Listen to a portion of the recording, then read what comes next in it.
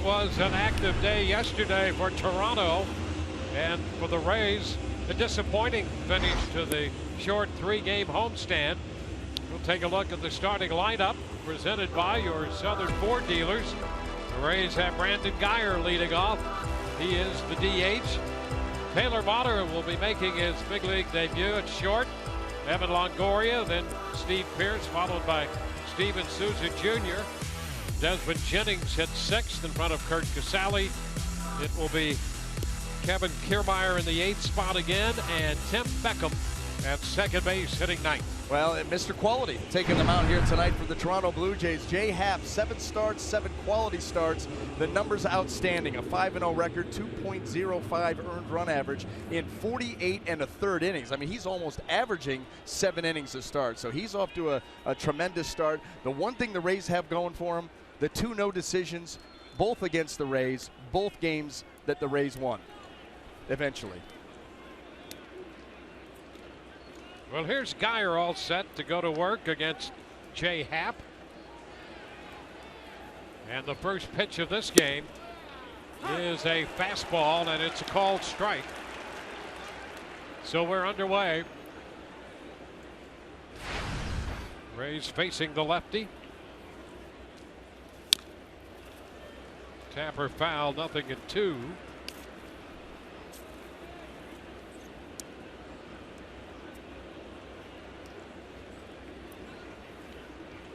A .338 average for Guyer now, with 4 home runs, 11 runs batted in. Fouls this one out of play. Brandon Guyer's Guyer, quality of play forcing his way into this lineup. That's exactly right. Lefties, righties, it does not matter because of what he brings to this team, the ability to get on base. It's a foul ball. You know, and it's listen, he's a guy that he crowds the plate. We've shown that overhead shot of his stride. He strides right up to the line. He does not give ground. That's why he gets hit by so many pitches, and he has been extremely productive. The numbers speak for themselves. Actually better against righties than he is against lefties, and they're both great numbers. Pitch away, and it's 1-2. Yeah, he's another one of those hitters too. Not a real big uppercut swing. You know, he keeps his bat in the strike zone for a long time, increasing his chance for solid contact. Well, the Rays for years have been looking for a solid leadoff man, and if he can continue to do what he's doing, getting on base at this rate, he might be the answer. Then where do you put Logan? Put him right down in the middle of the lineup. Well, let's get Logan healthy and deal with that. But I'm telling you, Guyer's out on strikes. Let's go ahead and set the Toronto Blue Jay defense for you. Brought to you by Gold and Diamond Source. In the outfield, left to right, we have Michael Saunders, Kevin Pillar, and Jose Bautista. And across that infield, third to first, Josh Donaldson, Troy Tulowitzki, Darwin Barney, and Justin Smoke, with Russell Martin behind the plate. Well, here's Taylor Motter making his major league debut. He can play all over the place, and he apparently is going to fit right in. He swings at the first pitch. 0-1 the count. Boy, the Rays have done a lot of that this year. An aggressive bunch, top to bottom.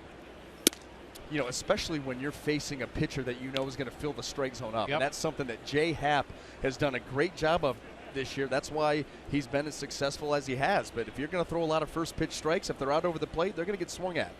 And that's been a big part of his success. When you look at the turnaround for him last year when he went to Pittsburgh, the command of his pitches and getting ahead of hitters, yes, a big part of his success story.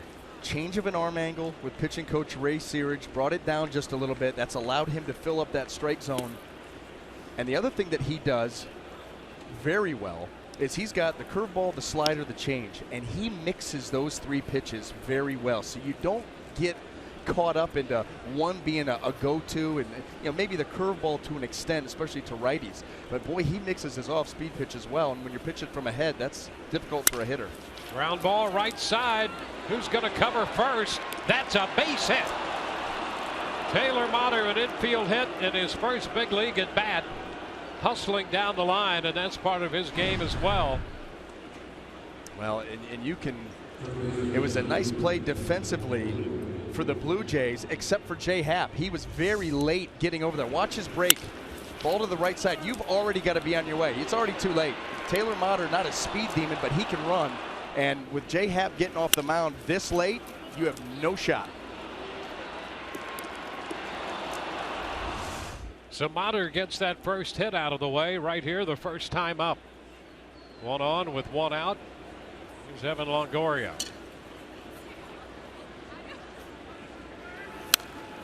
Evan, after the first pitch as well, fouls it back.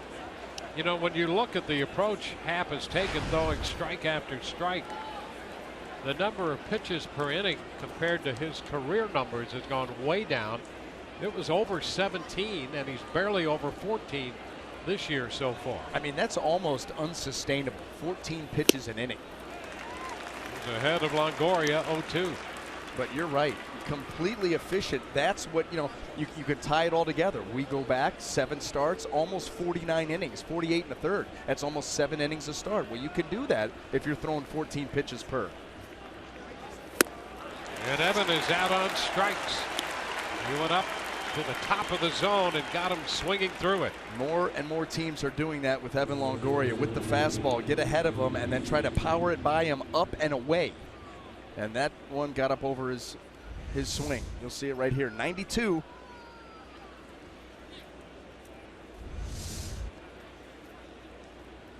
Now Steve Pearce.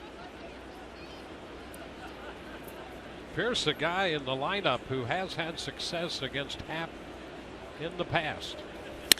And hits a high shot deep to left. That baby will get out of here. Home run for Steve Pearce. A 2-run shot, and the Rays take an early lead.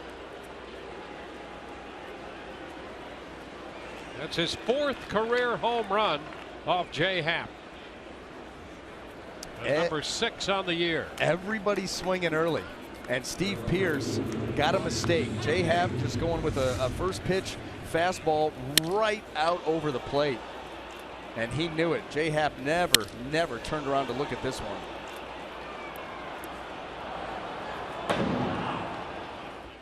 So 2 runs home on the long one off the bat of Steve Pearce. And here's Steven Souza Jr. taking a pitch. How about that? Souza swings at more first pitches than any other hitter in the lineup. And I think he might be the only guy who's taken that first pitch here in the first inning. Looking for a ball. Down to first. Smoke has it. Makes the play unassisted. Rays come up with 2. Base hit by Motter and a home run by Pearce. 2-0 Tampa Bay.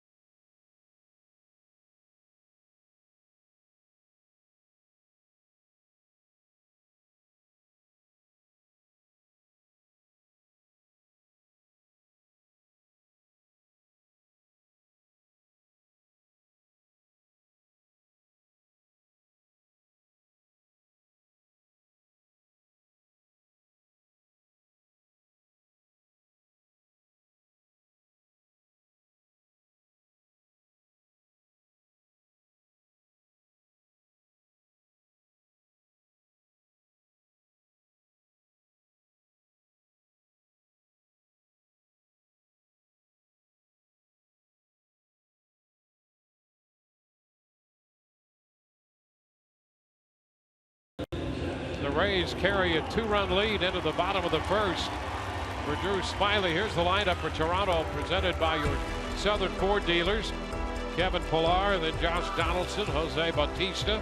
The DH is Edwin Encarnacion. Smoke Tulowitzki Saunders, followed by Martin.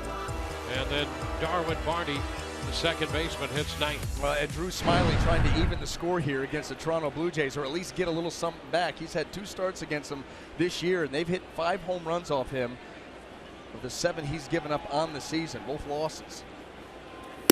First pitch to Kevin Pillar is a ball.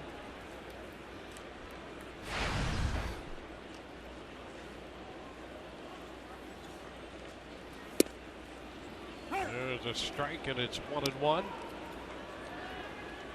We talked about it in the pregame show, and the unfortunate thing about those 2 starts for Drew is they really were just a handful of pitches. That was the difference. Outside of those home runs, and you can't obviously do away with them, they really didn't do much off of Drew.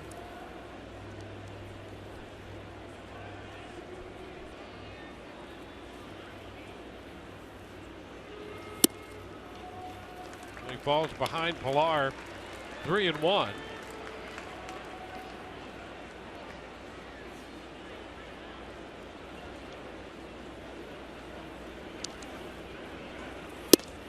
There's a strike. So a full count.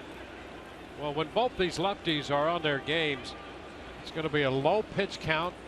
Not many pitches per inning. 3-2 to Pillar. It's fouled out of play. You know, the Rays have been aggressive swinging at that first pitch, and so have the Blue Jays.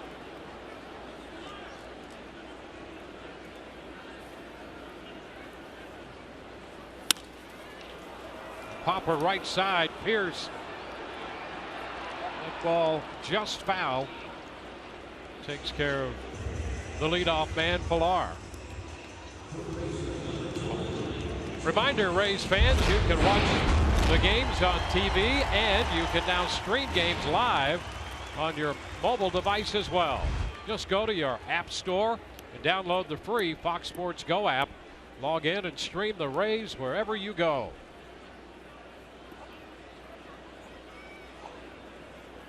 There's Josh Donaldson.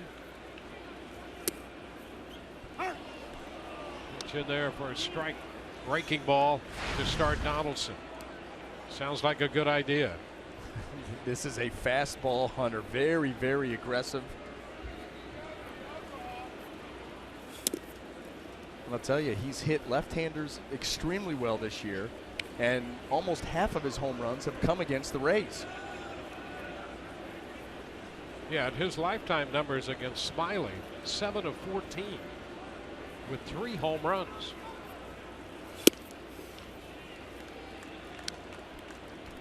And you see right there on Fox Tracks, the first pitch curveball down below the zone, the next 2 pitches away. Donaldson loves that ball middle of the plate, middle in. That's his hot zone. And that picks up the zone on that outside edge. 2-2. Mike Winters is calling the balls and strikes, veteran umpire. Broke in 1988. And he is a guy who will give that corner and maybe a little bit off with a right-handed hitter up there.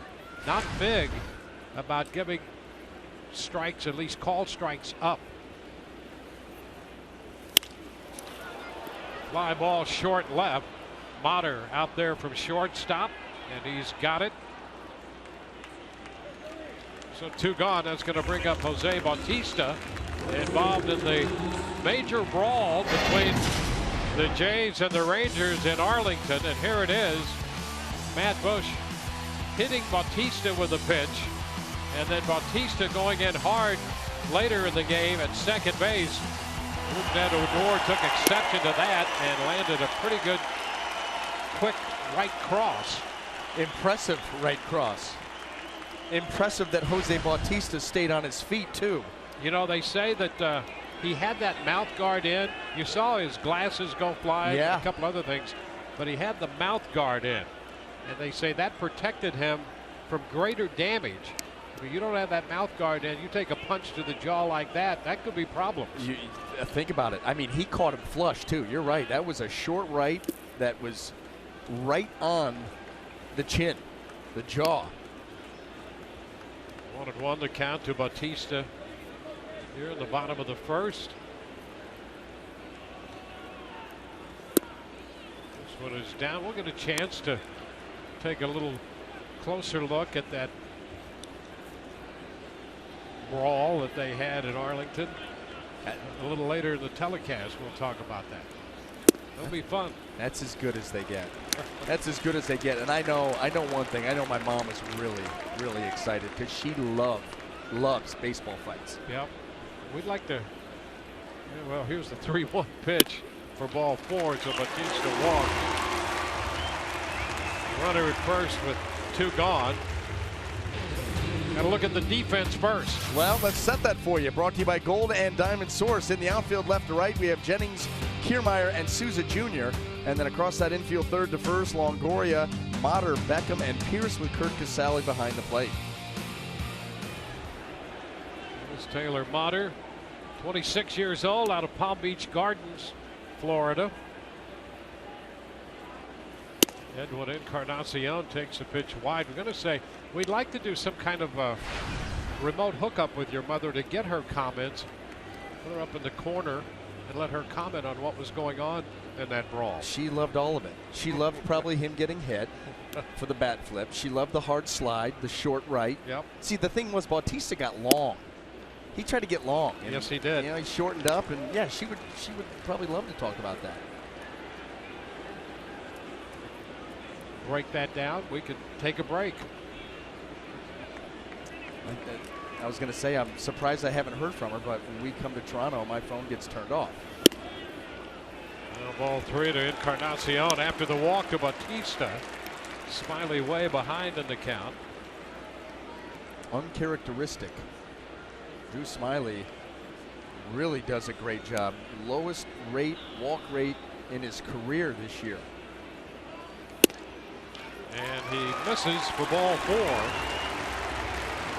He retires the first 2, walks Bautista, and then Encarnacion. You know, you wonder how much of the way that he's pitching right now is mental. You know, in the sense that he realizes that in those 2 starts against the Blue Jays when they were able to beat him, it was a couple of mistakes out over the plate and the long ball. And so with the big power up there and falling behind, it's like he's picking against them, not attacking the zone, picking around the edges and missing the zone. Yeah, and that might be the conversation Cash and Hickey were having right there. You don't want to be too careful. Justin Smoke getting a chance to play pretty much every day, and he's responded very well. There's a curveball, and he lays off that. It's too low. 1-0. Well, the Blue Jays hit 3 home runs the first time out against Smiley. That was on April the 4th.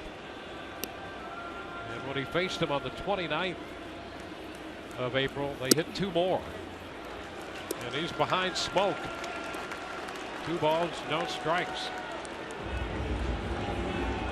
This summer, some of the biggest names in soccer converge on the United States for the 100th anniversary of one of the world's biggest tournaments.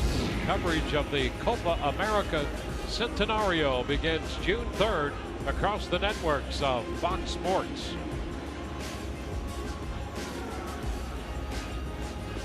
First inning visit by Jim Hickey.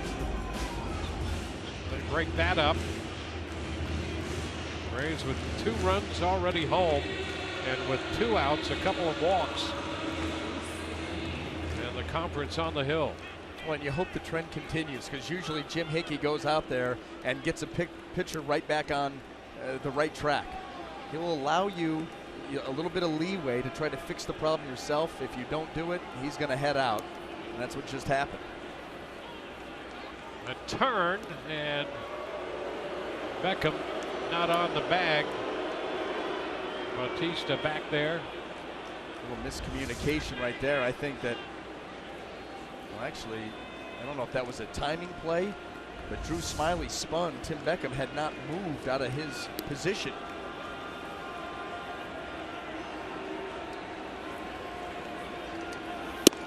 There's the strike. 2-1.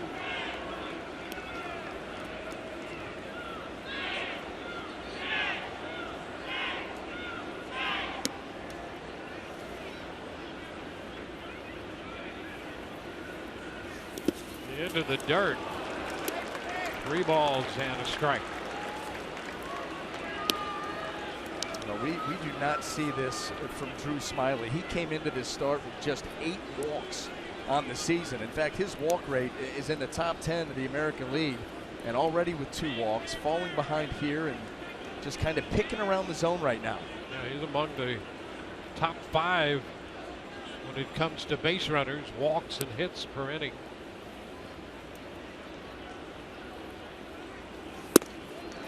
And he misses with a fastball up. Boy, you wonder the last time Smiley walked 3 consecutive hitters. There's that strikeout to walk ratio, 3rd there. Clayton Kershaw just out of this world, and Bartolo Colon, the 2 in front of him.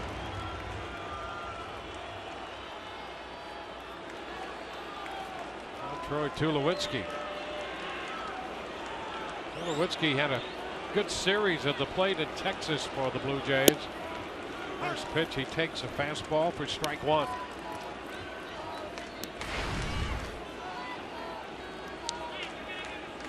Bases loaded via 3 walks.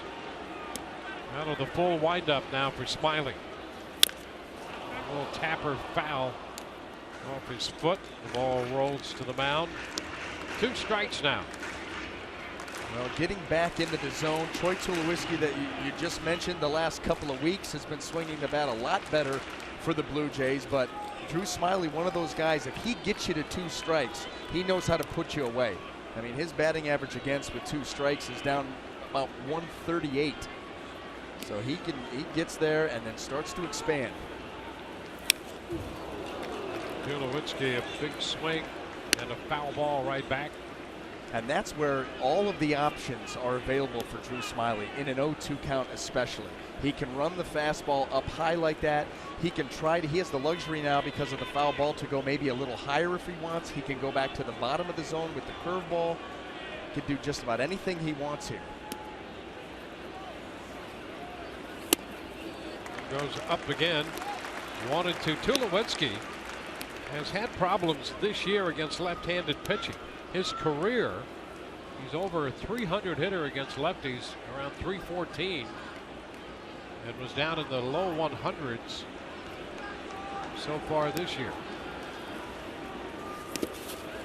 When they made that trade for Tulowitzki, he came over, certainly solidified the shortstop defense, but the stick really wasn't there last year. At the beginning of this season, it wasn't where the Blue Jays, or Troy for that matter, thought it would be.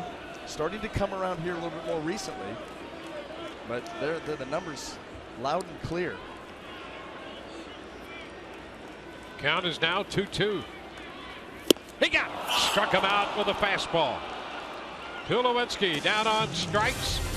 Jays leave him loaded. Rays lead 2-0.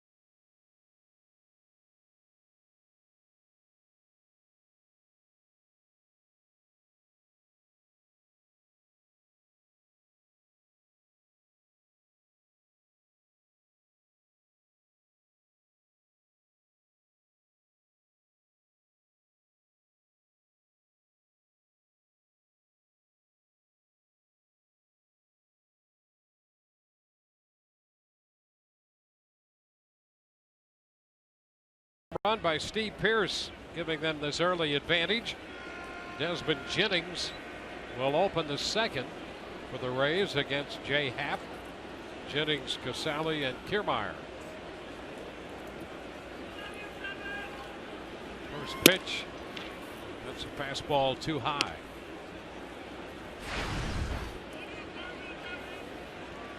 Desmond at 161. But he's hit well against the Blue Jays. 2-0 the count. The career average is over 300. That's for over 60 games. But right now he's one of his last 36. Boy, when you're in a slump like that, I mean, you're just something fall in. You need something, some positive feedback. Ground ball up the middle, and there's a base hit into center. So leadoff base runner for the Rays in the second.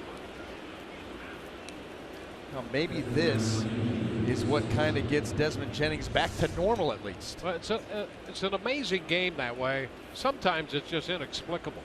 There will be hitters I'm sure that you have owned and hitters that gave you problems. In his case, he comes to this ballpark and gets hits. And it doesn't make any difference who has pitched for the Blue Jays through the years. He just gets hits here.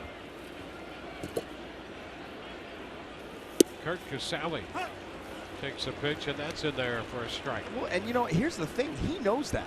He knows I hit well in this ballpark. So all of a sudden you come here and you feel better. Mentally you feel better. You can take that 1 for 36 and say, you know what, it ends now because I hit well in this ballpark. It's just amazing what positive thinking can do. Yeah, and you know, as much as the game, people have always attempted to quantify the game. It's quantified more now than ever, to a point that sometimes is staggering.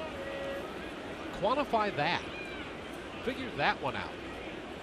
I mean, how can a guy go 1 for 36 and come to a park where he hits all the time and gets a base hit his first time up? Somebody will be figuring that out. We'll get back to you in a couple hours. Line drive and a base hit headed toward the corner. Saunders will play the carom. Jennings will stop at third on the double by Curt Cassali, and the Rays have another scoring opportunity. Well, the Rays have put on the hitting shoes here tonight. Mistakes by Jay Happ out over the plate are getting hit hard. Jennings up the middle, a hard ground ball. This pitch out over the plate. Cassali, he rips it down into the corner. And this is one of those situations away from the home run where you've got runners on second and third, nobody out. Situational hitting. This is where the Rays have to get better. And you've got a great opportunity here. Well, Kevin Kiermaier up here against the lefty. Kiermaier 1 of 11 in his career against him. And it would be a major lift for the Rays now to tack on with a couple runs in the first, a great opportunity in the second. And you have two teams here who, for different reasons, should be well motivated coming into this game. Shot back into center field. Pilar will go back to make the catch. Runner's tag. Jennings will score, and Cassali holds at second base. It's 3-0. So Kiermaier gets the run home.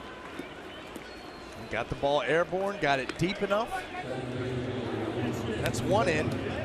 You know, we talked about Texas and that fracas they had with the Rangers down in Arlington yesterday.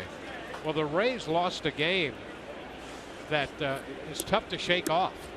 You lose a game the way the Rays lost that game yesterday. That was not pretty. There wasn't any redeeming thing about that game that the Rays could carry forward except to motivate them to go out, jump out in front tonight and win a game here and maybe start something. Resilient bunch. Resilient bunch. And I think understanding too, after watching the brawl that happened yesterday, understanding that this Toronto Blue Jay team cannot wait to get out and play here tonight, you're going to have to match that intensity. So if you want to have a chance in this game, you're going to have to come out quick, come out hot, and be ready to go. And they certainly have done that. Beckham takes a pitch low. 2-0, and they're facing Jay Happ, who's off to such a great start. You look at starters in Blue Jay history who've gotten off to this kind of start. Roger Clemens, Dave Steve, if you go back far enough. Steve was 5-0 back in '84 with a 226. Happ's 5-0 with a 205. Clemens in '97 was 6-0 with a 2.05. 3 balls, no strikes here to Beckham.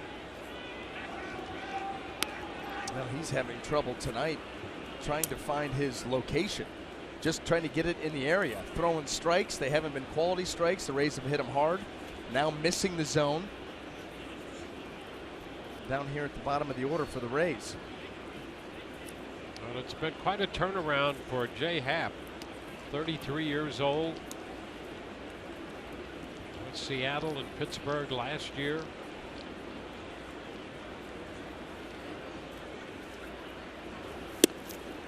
Finds a strike there. Toyota inside look.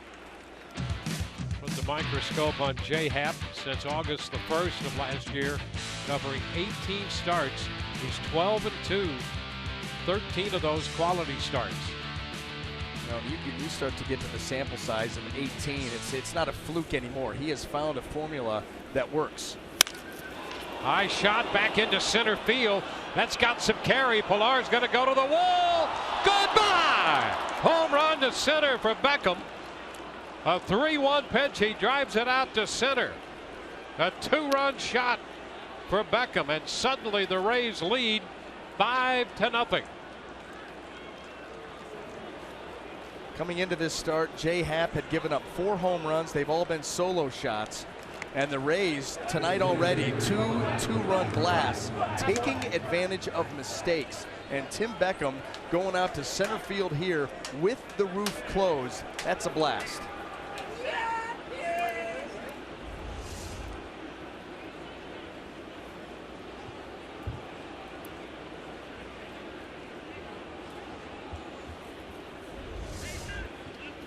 Now the top of the order. Brandon Geyer looks at a strike. Well, Beckham getting the start tonight. He'd gone 3 for 9 in prior at-bats against Happ. His first home run off him. There's a ground ball. Donaldson plays it to his left in the throwing time. It's out number 2 in the second. Now this ball by Brandon Geyer hit sharply. Donaldson to his left, nice glove, slide up, and good throw over to Smoke.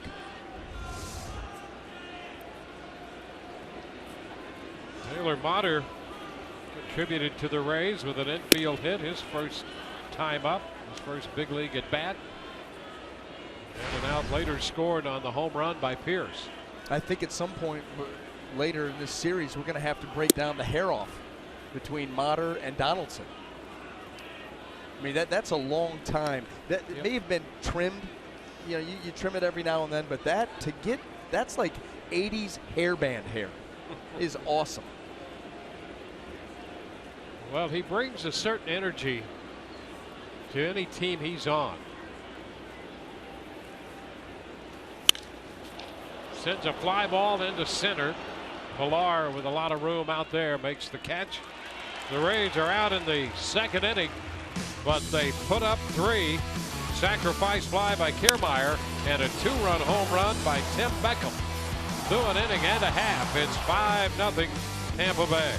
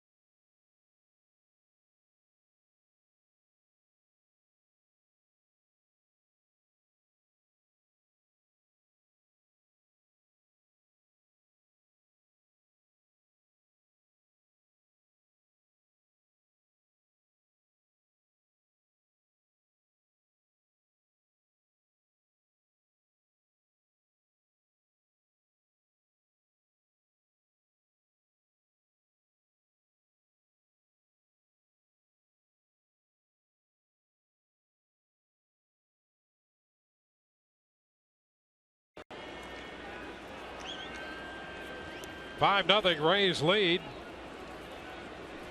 Drew Smiley walked 3 men in the first inning. So he faces Michael Saunders, the 7th place hitter, and throws him a strike to lead off the bottom of the second inning. Russell Martin will follow, and then Darwin Barney. He did go. Swept the curve in there. 0-2. Well, Drew Smiley now working with a 5-run lead. Now you really want to pound that strike zone and be in attack mode. You've got some wiggle room. Go back to your game. Saunders with 5 home runs. 2 of those came off Drew Smiley.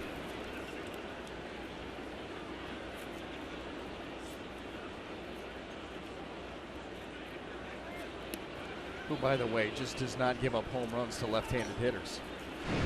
Remember, that one was after about that 10-minute delay early in the season, early April, on a replay issue. 2-2. Well, I think that was the one, too. Yeah, he hit it out to center on a 2-1 pitch. The foul ball. Count holds at 2-2. It was the first start of the year for Smiley. Saunders hit one out. Donaldson hit one out.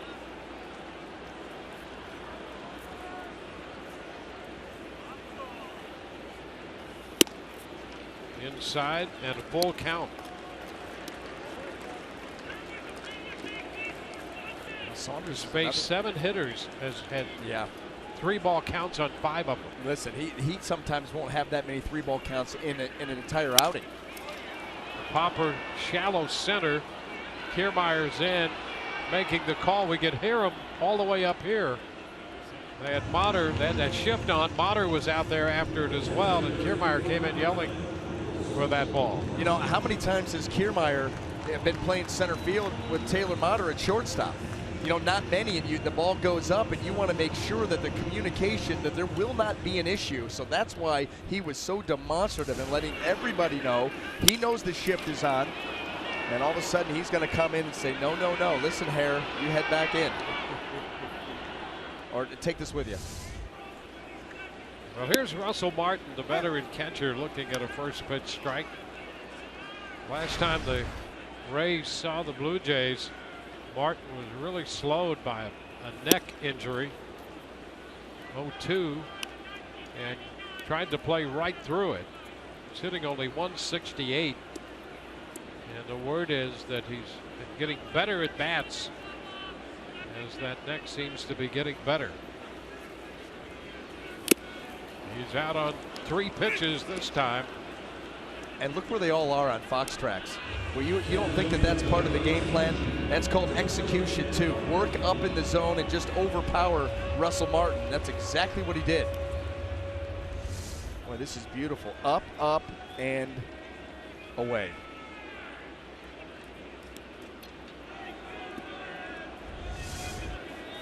Two gone.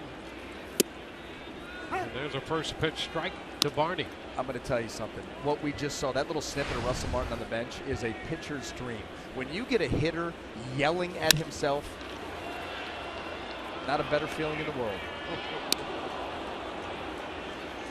Yeah, I love those pitcher emotions that are still there. Yeah, it's just a great feeling. All that means is you did your job very well. Yeah, and shall those feelings never go away. Just like they like when you're in there, throwing water coolers around, dumping the gum, taking a baseball bat to something because you just gave up a 5 spot. They like that too. It goes both ways.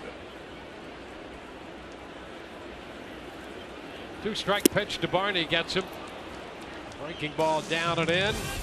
1-2-3. We're headed into the third. Rays lead 5-0.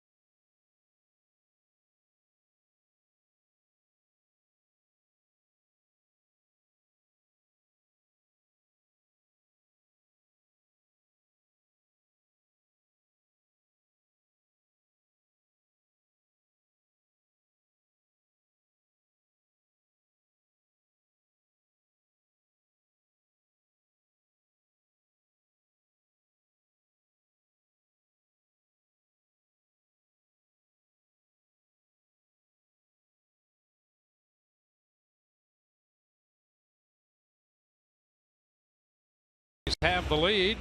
It's 5-0. Tonight's Geico great moment. It was on this day in 1965. A future Hall of Fame career set in motion. Jim Palmer pitching 3 2/3 in relief, getting his first big league win when the Orioles beat the Yankees. And what's more, in Jim Palmer fashion, he made the day more memorable when he hit a 2-run home run off Jim Bouton in the 4th inning of that game.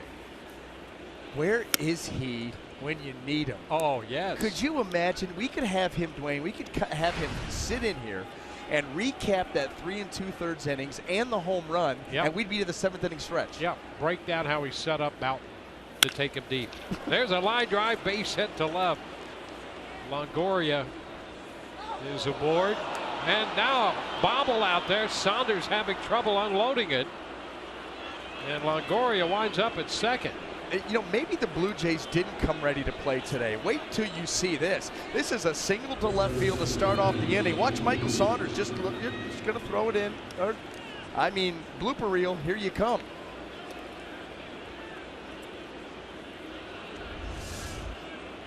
So Longoria is at second to lead off the 3rd.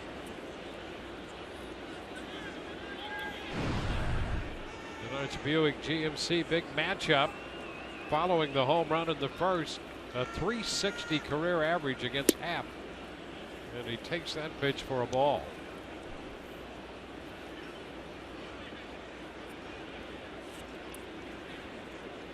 Saunders charged with the error.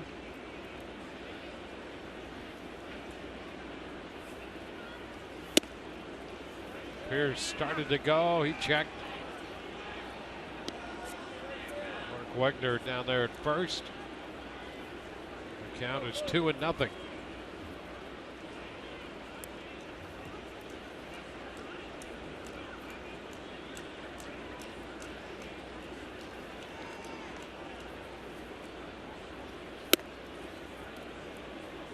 Three and 0. Blue Jays are getting action up in the bullpen here in the 3rd. Dustin Antolin.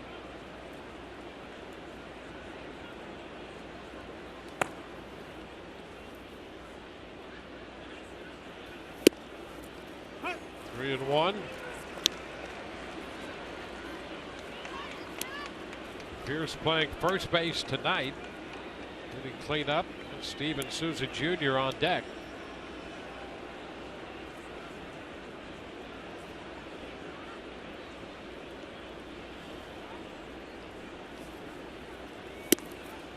And ball 4. The Rays have their first 2 men on. Let's check in with Rich Hollenberg right quick. Guys, let's go in the Wayback Machine. About 13 months ago, April 14th, 2015, it was the Rays' first trip up here to Toronto last season, and on a first pitch fastball from Daniel Norris, Steven Souza Jr. rocketed a home run, his first in his career as a Tampa Bay Ray, to just about the spot that I'm standing right now. It's 463 feet away, but to be honest with you, that ball probably could have been traveling another 100 feet because it was trajecting still going upwards. Now, I talked to a security guard at this restaurant in center field. He said it hit the plexiglass so hard they had to remove that plate and replace it with a brand new one. Little redecorating by Steven Souza here in Rogers Center, guys. Yeah, and wherever Rich goes, fine wine is very close, as we saw right there. Just within reach. Yeah, that's a blast. I mean, where Rich is it's not anywhere near us.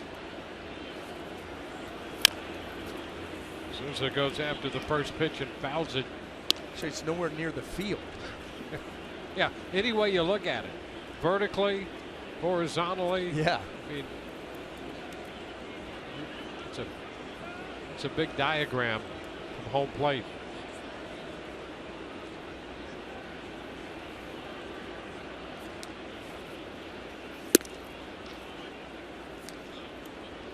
A 1-1 count.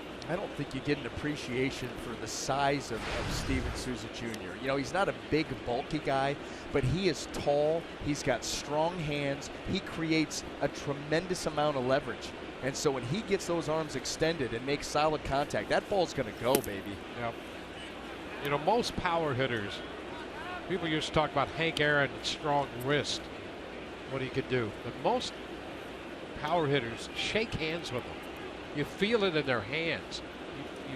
You feel the extension from their forearms. Elbows down, a lot of strength. Yeah, there's no limp wrist. No Captain Limp Wrist when you shake hands with a power hitter. What you don't want them to do is turn you over. It's one thing to have a nice solid handshake. If they roll you over, yeah, the rest of your body goes with it. Yeah, I mean that's just bruises the ego. Yep. Now 3-1 the count.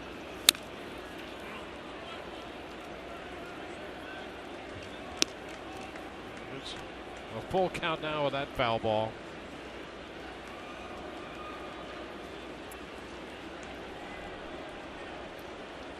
Desmond Jennings on deck.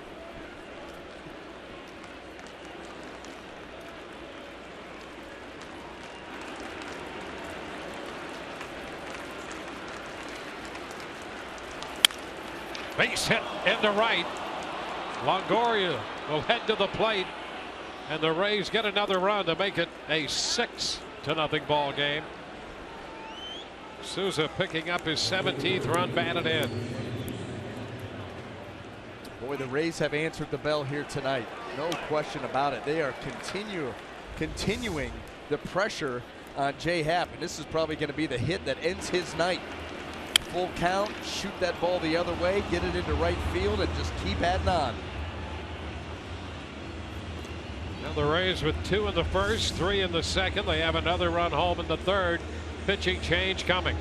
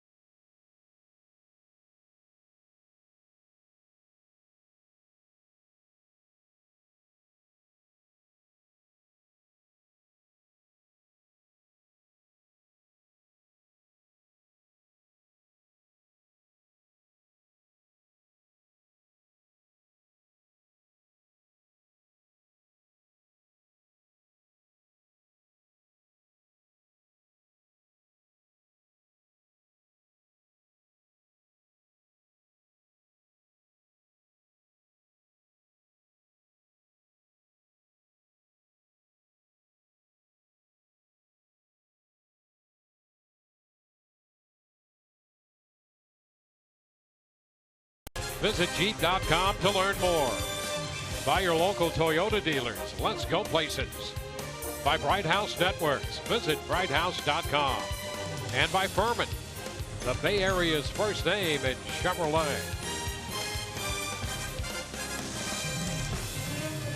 Rays have 6 runs home, building a big early lead. Nobody out in the third. Half gone after 2 innings plus 3 men in the third. Dustin Antolin is the new pitcher. Off to a nice start down in Buffalo. Did make a start. 25 strikeouts in 20 innings. And his first pitch to Desmond Jennings is a strike. Antolin out of Hawaii.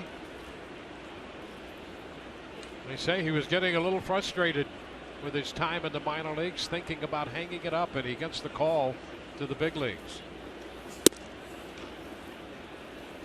Good thing he hung with it. Could he be any farther away from Hawaii than Toronto, Ontario, Canada in Major League Baseball? I don't think he can be. But close to Buffalo, so he could get here in a hurry. That's right. Hot shot. Oh, it's grabbed by Donaldson. And as he tries to get it out of his glove looking for a double play, it pops away. Well, Jennings scalded that one, a low liner, and Donaldson, with his great reflexes, managed to catch it. I'll tell you what, these guys had better be on their toes, and Josh Donaldson certainly was. A sinking line drive to his right. Now you got to go backhand side, and he makes the catch just before it gets to the dirt. Steve Pearce thinking maybe he's going to be able to be on the move, but that play by Donaldson, no chance. First pitch to Cassali is a strike. Antolin was drafted in 2008 and had spent all of that time in the minor leagues.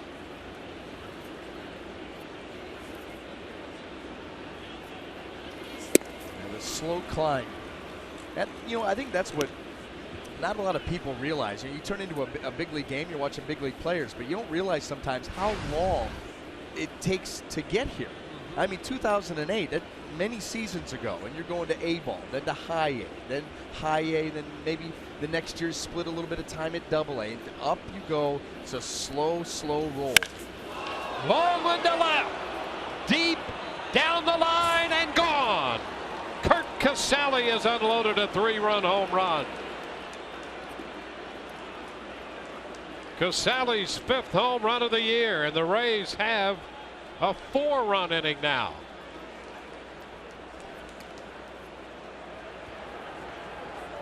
They keep raising the bar. 2 in the first, 3 in the second, 4 in the third. Well, how about this for Cassali? I mean, loud. We talked the other day about when he makes contact, you can hear it. And boy, that sounded great. Think about some of the contact that we've heard. I mean, coming off the bat, that sound, that distinct, oh my goodness, that ball got destroyed sound. Souza Jr., Brad Miller, Pierce, Cassali. It's 9-0.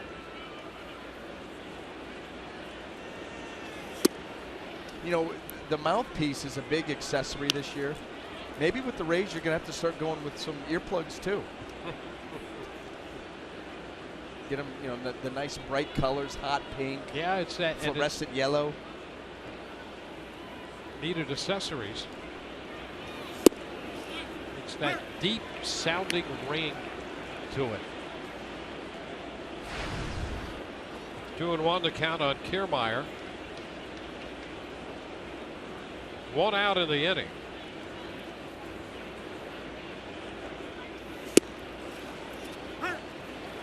That's a strike. 2-2. Well, one of the things keeping this Toronto ball club afloat, of course, the lineup speaks for itself with the starting pitching. Bullpen can be an issue with this team. A little tapper. Uh-oh. Antolin's throw, safe at first base. Well, you can't take any extra time with Kiermaier going down the line, and he has a base hit.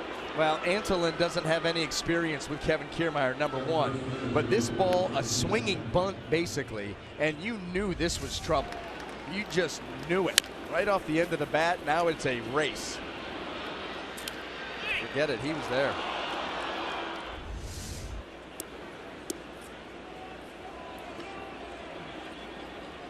The Rays with a big 4-run inning so far.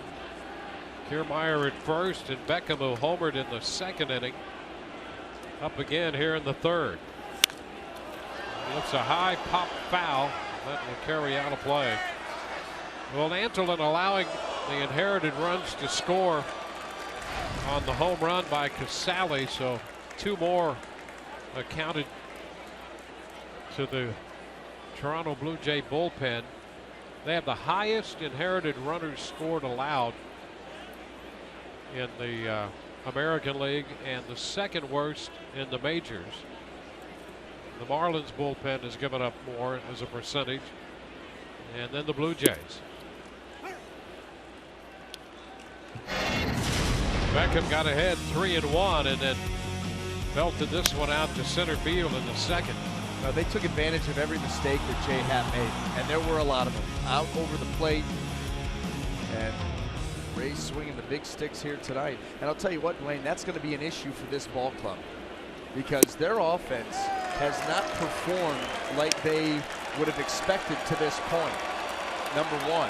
So that could always break out at any time. Their starting pitching is leading the way. The Blue Jays are second in the American League in ERA, number one in starters ERA. Yep. That's a great sign. But if you've got a shaky bullpen, you don't contend, you do not win championships. And that's going to be an issue, and has been.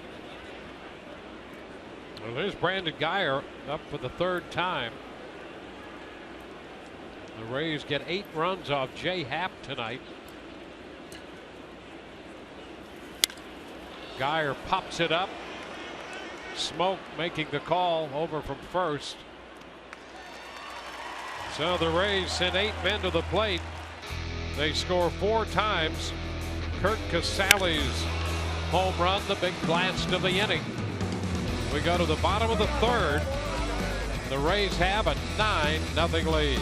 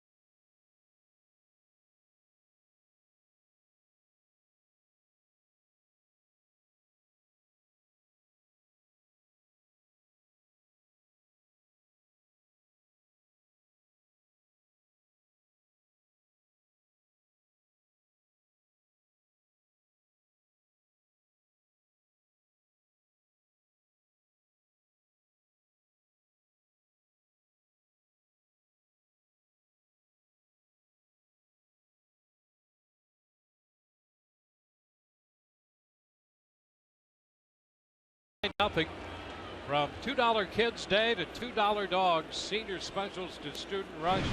The Rays have something for everyone every night of the week. Check out those great specials at RaysBaseball.com/specials or call 888-FAN-RAYS.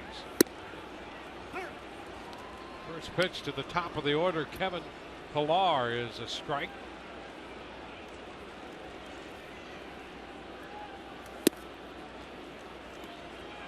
One and one.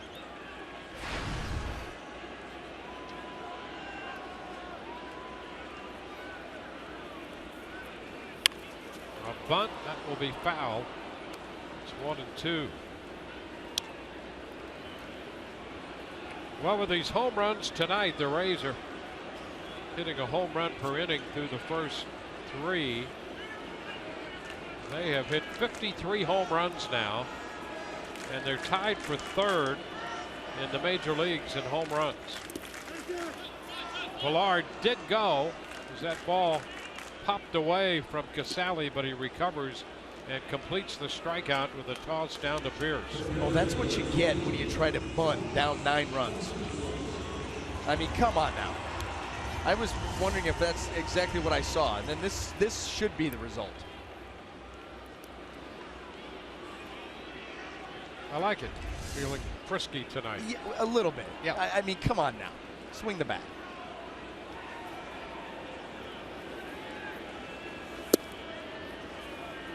I had that the brawl from yesterday and Odor's punch on a loop in my room, so I apologize.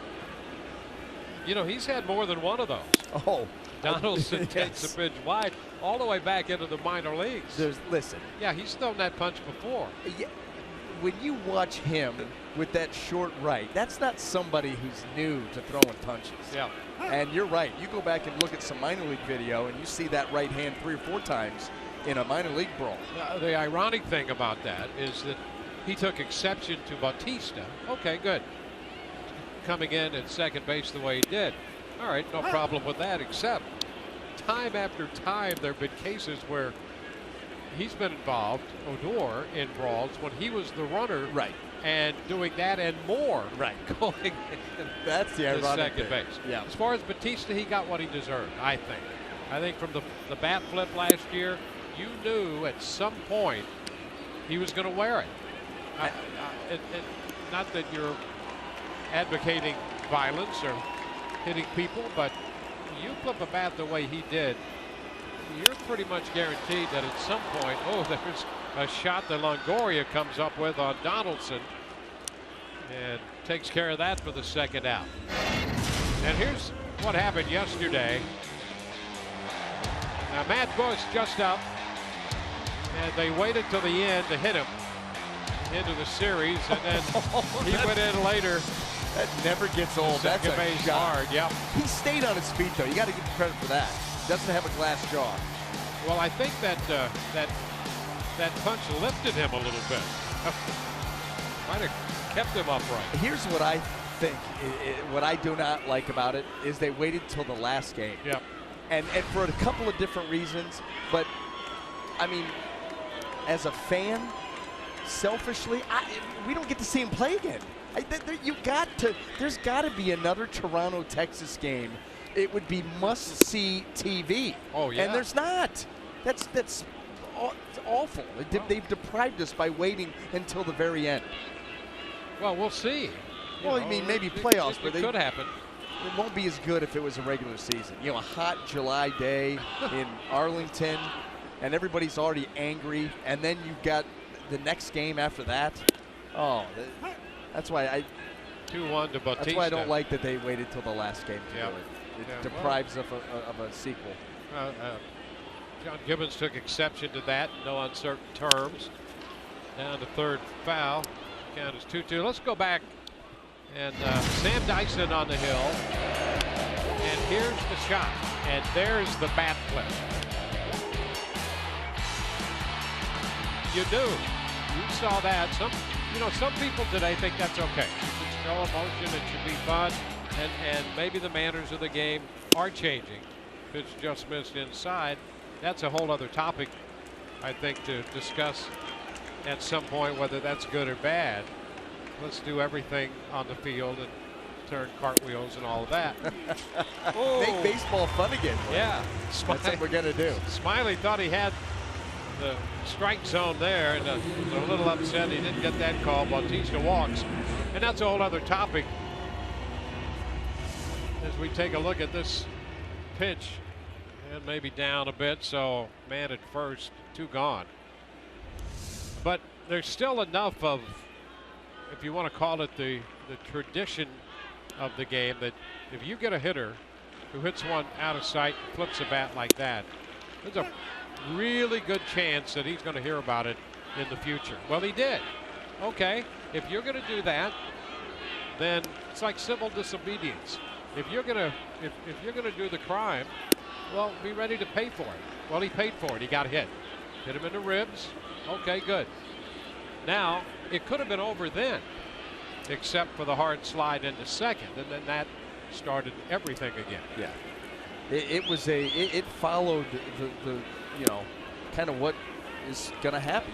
A hitter gets drilled like that, it's on purpose. Then if there's a play at second, he's going to go in hard. If he goes in hard, especially with these new slide rules, that whoever's there, the second baseman, the shortstop, well, with the shift, even the third baseman, they're not going to like it too much. And then from there, who knows where it goes? And that's exactly what we saw last night. Well, I'm going to tell you this. I'll one-up you. Talking about the old baseball stuff. Well, I'm used to that. And a guy, no. I'm just saying, away from that, the way that Danny Valencia Oh, yeah. Strutted around Tropicana Field yesterday, just yeah. making a mockery, hitting home runs, skipping, taking forever to get around the bases. And the fact that the Rays pitching staff did absolutely nothing about it, I didn't like that. Here's one the bit. deal. You didn't one up me, you just beat me to the punch, because I feel exactly the same way. He took 30 minutes to round the bases here. Right. No one seemed Low fives. No one seemed to care about that. Nobody seemed to care about it at all. And here's the practical point of that.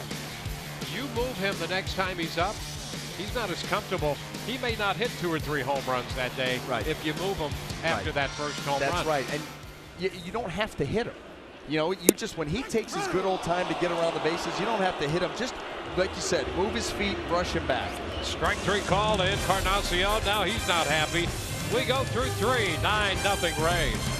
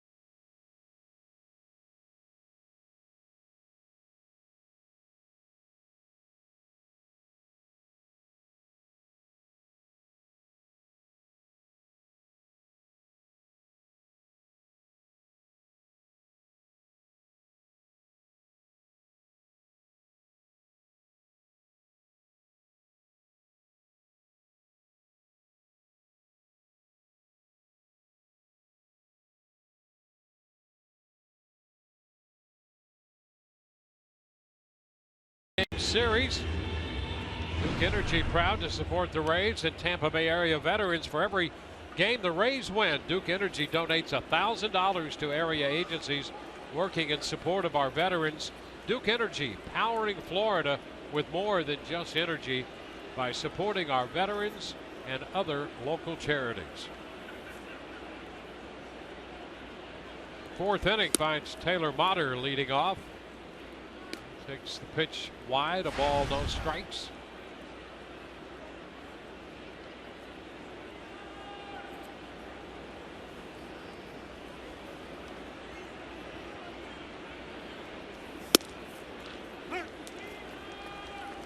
One and one. Motter with an infield hit, his first time, making his major league debut and picking up that hit right away.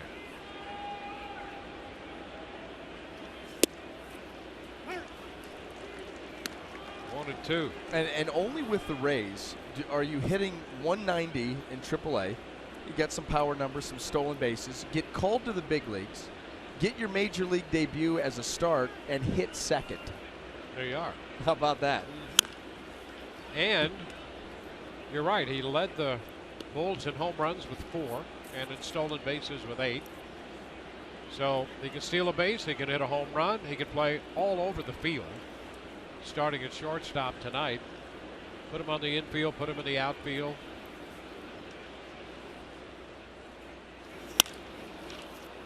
Lifts it into short right. Bautista makes the catch on it. You know, it was funny the way that baseball changes on a lot of different levels, and we've hit on a couple of them. But how about the versatile utility type player? That was a guy that used to be, it wasn't frowned upon. It was just, well, you could really never nail down one position, so you can play decently at a bunch. Yep. And that was how it's looked at. Now, it is such a valuable commodity those guys are sought after now. Yeah. And that really is the area the Rays, I think, pioneered, you know, for a long time. They had the idea that while they might have some other disadvantages in terms of resources and market size and all of that, they were going to have to figure out ways to complement their approach to putting a team together. And nobody did that better than Ben Zobrist. And he was the guy. Poster child. And you know, if you get right down to it, you think about that deal. They got Mitch Talbot, a right-handed pitcher, who they thought could be a starting pitcher, maybe to fill out the back end of a rotation. And at the time, he was a much bigger name in that deal than Ben Zobrist, who was playing, I think, at AA Corpus Christi at the time. And Talbot had some significant AAA time and some success there. And I think there was some genuine thought that there was a pitching prospect they could add to the organization. And Zobrist, we all got to know Ben, not only a bright guy, but with great character and work ethic. And he made himself into such a valuable commodity. And we've seen that with the Rays and now beyond. But you're right. Guys used to think if they had asked most players before the Rays pioneered that, the player's going to think that's a demotion. Yeah. He took that, Zobrist, as an opportunity to stay in the big leagues and be more valuable to his team, and has built a great career doing that. And really a whole movement. He's opened up, you know, an area of the game that is new in many ways. And it seems like every team has one or is trying to acquire one. Yep, versatility a key. And here's another guy, and Steve Pearce, after the walk to Longoria, 1-on-1 out. And how valuable is he now with Logan Forsythe down? Let's just face it, Logan Forsythe was the best player on this team. Yeah. So he goes out. Pearce played first tonight, but handled himself very well at second base. And he did too. He really did a nice job in a couple of games that we saw him. And we'll see, you know, even more of it. He's going to get some extended time in the lineup, and specifically at second base with Logan Forsythe itching to return. How great it must be for a manager to have a guy like Pearce and his bat, and you can get him more and more at bats because he can play multiple positions and not hurt you at those positions.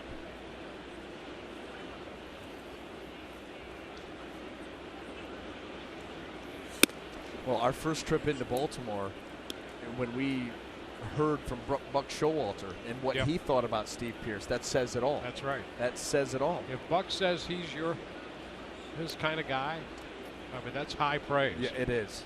That means you are a guy, and that's what he calls him. He's my guy.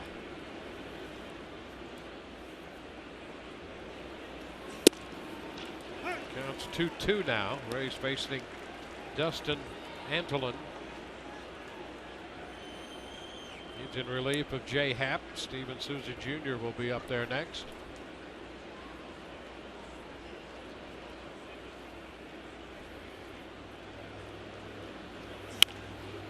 Jammed him a bit, popped it up foul. And Martin trying to find his way to it, and the ball hit just the very top of the dugout. So no chance on that one.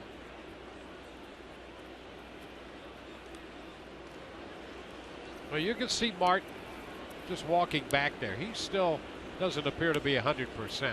He's not a guy who's going to let you know unless he just can't help it.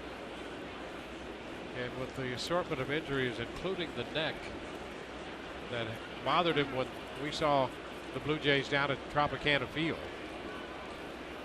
And they say it's been moving in the right direction. He's had more mobility back there. Can you imagine trying to hit and catch with a stiff neck? No. Hardly get out of bed.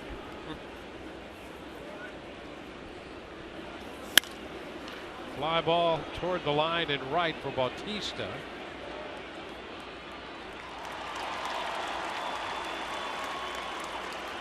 So 2 gone. Tonight's Cold Hard Facts brought to you by Clean Crisp Coors Light. Jay Happ off to a great start. But how about this against the Rays? He's 5-0, had no decisions there, but in 3 starts now, a 7.98 ERA against the Rays. How about that? 151 against everybody else. Yeah, I mean, he's absolutely had everybody's number. Those other 5 starts are 5 wins. Against the Rays, it looks like 2 no decisions and what should be a loss. Steven Souza Jr., boy, he had a nice pitch. Liked it, fouled it back, strike 1. Well, I'm just so impressed, and Dwayne, you hit it on it earlier, about the way that this team lost yesterday. You know, coming off of a sweep against the Mariners, you come home against Oakland, who had been playing awful, a terrible road trip. Boston had just gotten done throwing about 41 runs on them in 3 games, and they take 2 out of 3 from you in your own building in that kind of fashion. What is going to be the mindset of the team here tonight? And boy, have they answered in a big way. Well, Oakland tried to, in a number of instances, give the game to the Rays, and the Rays wound up giving it right back to them. Kevin Cash had said afterwards, he said, I know it, good things, it only counts as 1 loss, but boy, it seems like a lot more than that. There's a base hit in the hole. Souza Jr. is aboard. Longoria moves up to second. Well, you know, you take a loss like that, and as difficult as it is to deal with, if you could turn around and make it a positive by going out the next night and beyond. Now, Rays doing it tonight with a quick start, a powerful start here tonight. Then the idea is to continue to carry that forward. Well, motivation enough. You're playing a team within the division, a team that's ahead of you in the standings by a game. So you're going to be more than likely tied with them. Here's Jennings shooting this one into the gap in left center field. Longoria scores. Souza Jr. will score on the double by Desmond Jennings. That makes it 11-0. And Jennings continues to hit the baseball here in Toronto. Well, and he could very easily have 3 hits already. That line drive that Josh Donaldson caught down at third base, in between the base hit up the middle and then this shot out into left center field. And the Rays just will not quit. Mistake out over the plate. They are not missing tonight at all. They have 11 runs, 11 hits. Jennings at second. Here's Kurt Cassali. I'll tell you what, for Toronto Blue Jay pitchers here tonight, the home plate must look like a landing strip. Just right there, right down Broadway. That's where they've been. Cassali with a double and a 3-run home run tonight.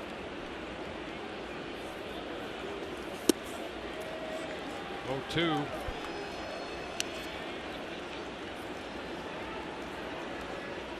Pierce homered in the first.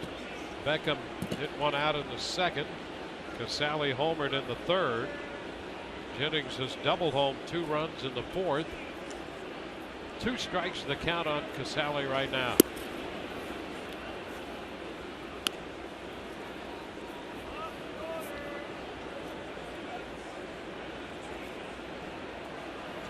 More action. Joe Vigini up in the bullpen.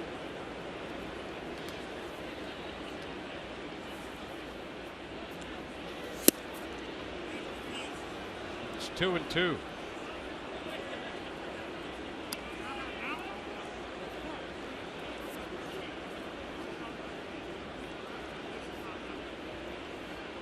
A little conversation between Mike Winters and Russell Martin. Well, Russell Martin, you talked about the neck issue.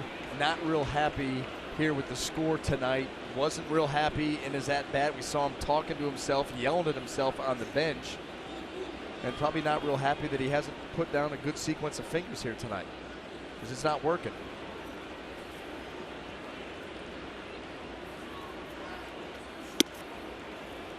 And the count is full. This is a game right here that calls for Scott Atchison. Yeah, how can a guy like that retire? He could pitch forever. Right. Yep. And effectively. Help me put an addition on my house in the winter. Popper short right. Barney angling out. That's Smoke taking charge from first base. Well, the Rays add 2 more, leave 1, and have an 11-0 lead.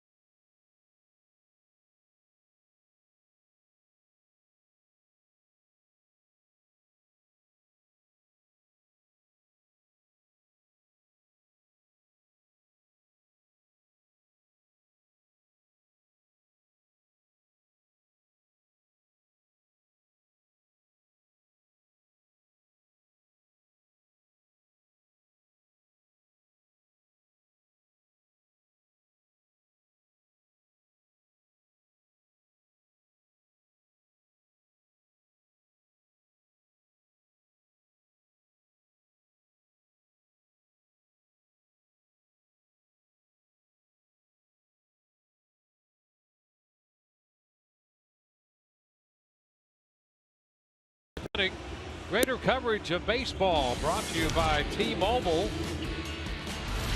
Carlos Beltran. Beltran went deep yesterday. His 8th home run of the season and number 400 of his career.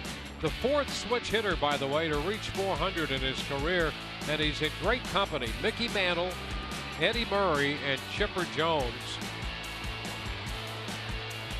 Those are the kind of numbers that will get people talking about some great awards post-career. I mean, it's Hall of Fame company right there. Justin Smoke leads it off, and the pitch is a strike. Smoke walked his first time. Smiley, through the first 3 innings, facing 13 hitters, has had 8 3-ball counts. 1-1 right now. Here's the home run by Beltran yesterday for 400 of his career. Smoke fouls it back and out of play. And while he has had 8 3-ball counts, he's had 10 first pitch strikes. Yeah. I mean, how about those? This whole game is different from what we normally see. And that's usually where Drew Smyly thrives. Yeah. I mean, he gets ahead of you, he stays ahead of you, and he puts you away. That's just the bottom line. Tonight it's been get ahead of you, and then I'm going to work on some things, and we're going to get to a full count, and then I'll get you out. Foul ball headed straight back out of play.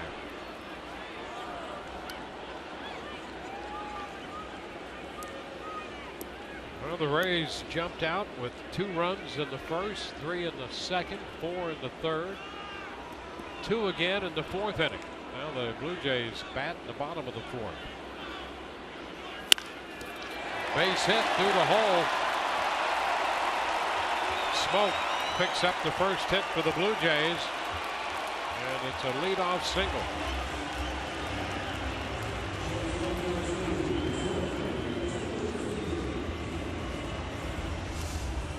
Well, Now this pitch working its way down and in, and Justin Smoak just drops the barrel right to that baseball. Hit that ball hard. Smiley, he's not a guy that gets a lot of ground balls, but boy, he could use one here. Especially when you see that pitch count up 74 already, no outs here in the fourth.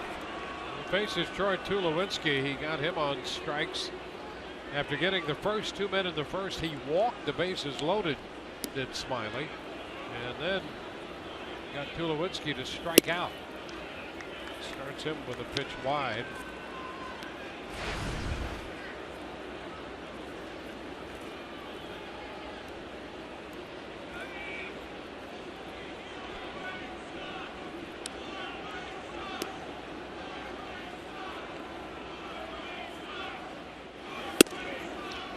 Misses up. He's behind here, 2-0. You know, here's the thing.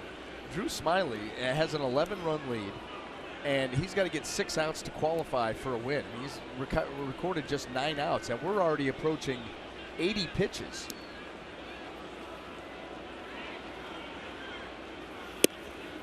It's a strike. Just a little bit off here tonight, and you know Drew, and you know his mindset as a pitcher, that he is in attack mode. He wants to be in the zone and coming right after these guys. Maybe a little bit of a mechanical issue, not allowing that right now, because he's certainly missing with a ton of pitches. That stat, Dwayne, that you were talking to me about in between innings, it was incredible about the first inning. Oh yeah, he had 32 pitches in the first inning, 13 strikes. How about that? And didn't give up any runs. Nope. That's almost impossible to do. And now with this full count here, this is his 9th 3-ball count of the game. Yeah, you break down that first inning, 32 pitches, 13 strikes. Left the bases loaded, no hits, no runs.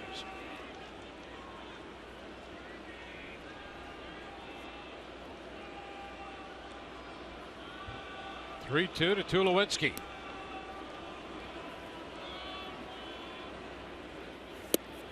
Strike 3 call. Tulowitzki getting rid of the bat, trying to draw the walk. And he's caught looking. And walks back. Whoa! It appears that Mike Winters has ejected Tulowitzki. And here comes John Gibbons.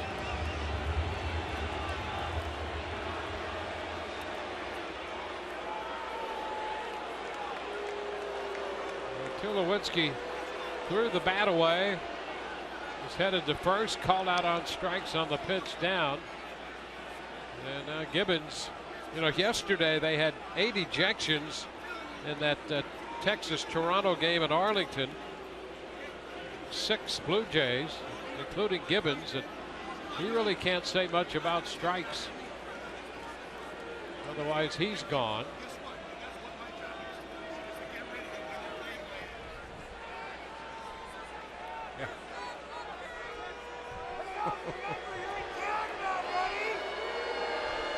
So an ejection here.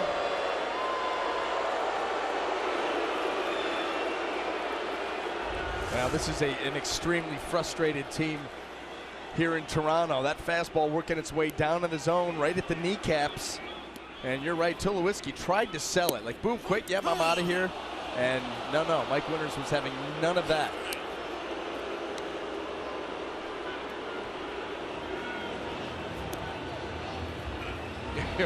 Winters took a couple steps, waiting for that ejection. And I don't like that. I mean, you know, Troy Tulowitzki, you know, walked by him, said that wasn't a strike, was walking away from him. His head never turned, and Mike Winters was kind of following and listening. I mean, what's the point of that? Tulowitzki was not talking to him. Maybe he was, but no one in the world knew it. He was just walking back to the dugout right here. Okay, they exchange words. Now look at Winters keeps going. He keeps walking. Tulowitzki's head never turns, and you fire him out of there. That's baloney. I don't like that at all. At all. Now, if he turns around, okay, fire him out of here. But that right there, no way. That's what umpires used to look for. Yeah. If you turn around, that's right, say something, then okay. But Tulowitzki just walked a straight line back. That's it. That's it. Well, Let's take a look. He's still there. I wonder if they got Gibbons for saying something. And maybe it so was I'm going to Gibbons. say it's probably Gibbons. Because, yeah, what would Tulowitzki get thrown out for? Yeah. That makes more sense. Yeah. And the manager can't say anything about balls and strikes. Right. And so apparently Gibbons said something from the dugout while Winters was looking in that direction. So he got him. Saunders, a fly ball to right. It's caught by Souza Jr. Well, I'm going to calm down then, because this seems to make more sense. Yeah. Let's take a look. There's Gibbons. Ball's down. And that's what he said. He goes, "Who, me?" That's exactly. He said the ball's down, and then that must have been when Winters fired it. He said, "Who, me?" And now he's like, "Well, I might as well come out and get my money's worth." He says, "Why?" That's. I mean, all he said was the ball's down. Yeah. I mean, managers and hitting coaches yell that from the dugout all the time. Yeah. That's right. Strike the count on Martin. It's a lot of angry people up here in Toronto tonight. It's usually such a nice city. Yeah. People on edge. Yep. Feisty. 1-1. And you know, Mike Winters, he's done that before to some managers. I remember he chased Bruce Bochy a couple of times. It's kind of a similar situation. So he's not known for taking a lot, and he didn't get a lot there. He got very little actually from Gibbons. Pierce is after this, pop up under it, makes the catch, then retires Martin. Leadoff base hit, the man left on. We're headed into the fifth. It's 11-0.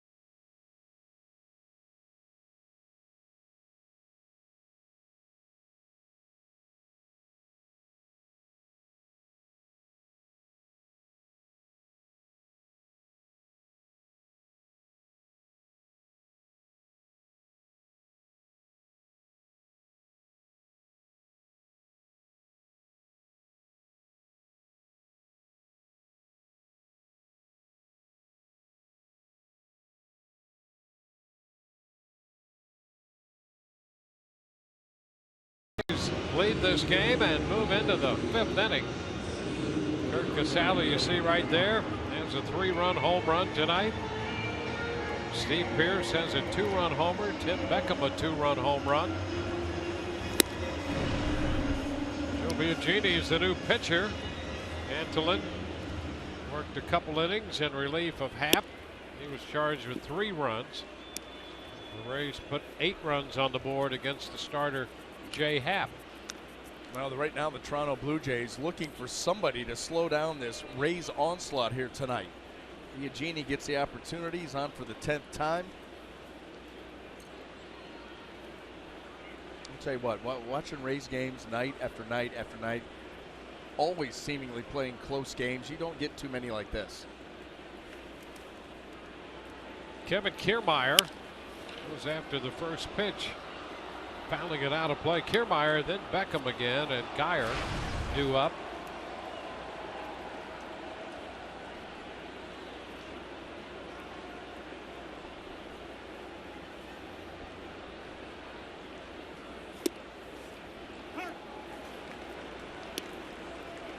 2.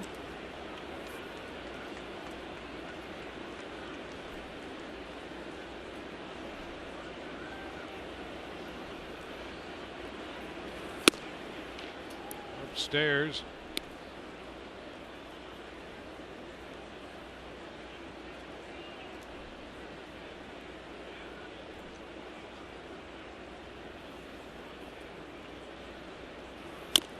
Oh, off his foot. Down he goes.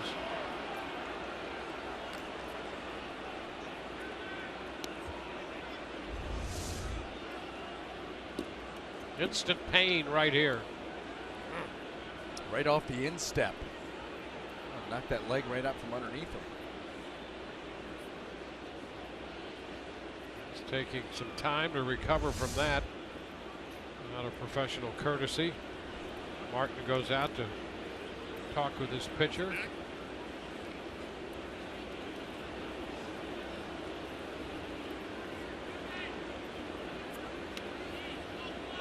Rays starting a 3-city trip tonight. Toronto, Detroit, Miami.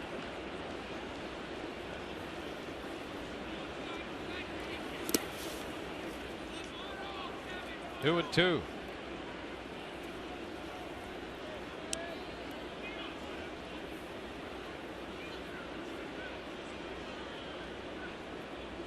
Judy will be 26 years old later on this month.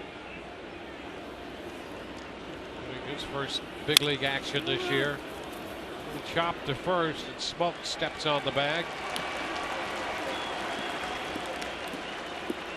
Kiermaier's the first out. Rays leadoff man retired in the 5th.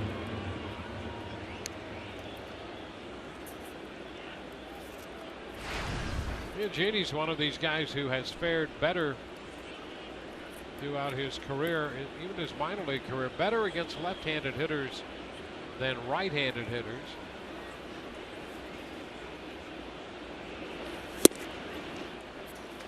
Beckham misses the fastball. That one up around 93, 94. Yeah, good downhill plane too, and some late sinking action on it. I'd say one of the big reasons why we saw it on a pitch to Kiermaier is that slow curveball. Big break, a lot of depth.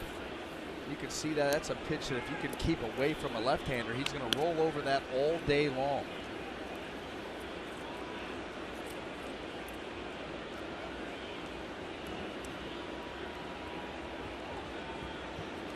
One and one to count.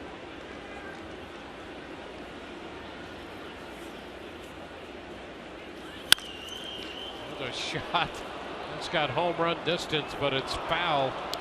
Beckham, after hitting that home run to center field in the 2nd inning, plenty of distance on that one, but on the wrong side of the left field line.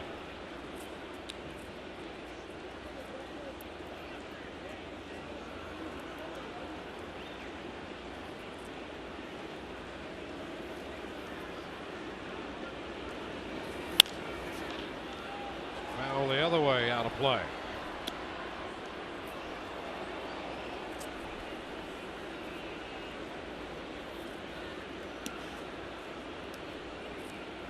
Genie worked an inning and a third on Saturday. That was in the Texas series. Gave up a hit. No runs. Oh, strike call. Now Beckham's not happy. Caught looking and out on strikes for the 2nd time. You're usually not getting rung up on curveballs that high in the zone. That's why Beckham's upset, but that was a strike. Follow Rays Baseball live with the MLB.com at Bat app.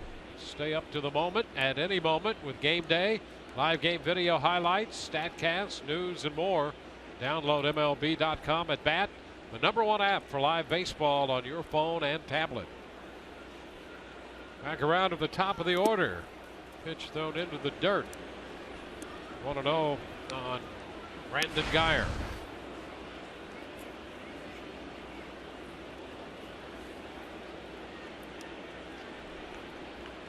Well, Brandon, a big day yesterday. 2 home runs, 5 runs batted in, and the only Ray not to be on base tonight.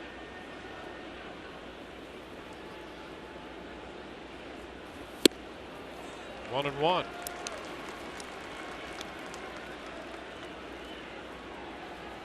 Every spot in the order has at least one hit. Rays 11 runs, 11 hits. That holding true with the exception of Geyer, who's 0 for 3 tonight. There's a pitch right on the corner. Maybe a little off. It's 1-2. There's the breakout, top to bottom, and the Rays line up, including Taylor Motter, who had an infield hit, picking up the first hit of the game back in the first inning. 2-2 the count to Geyer.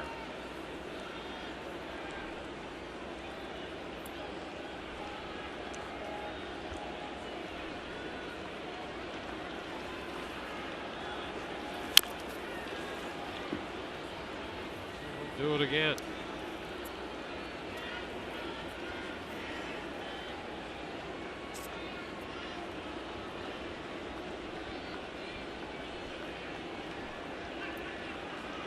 Ground ball and a strikeout. 2-2 the count.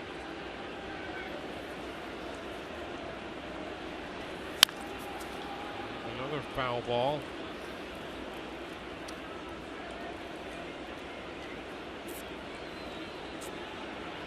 Eugenie, another Rule 5 player picked up by the Blue Jays out of the San Francisco Giants organization, originally drafted in 2011 by the Giants. There's a roller to the left side.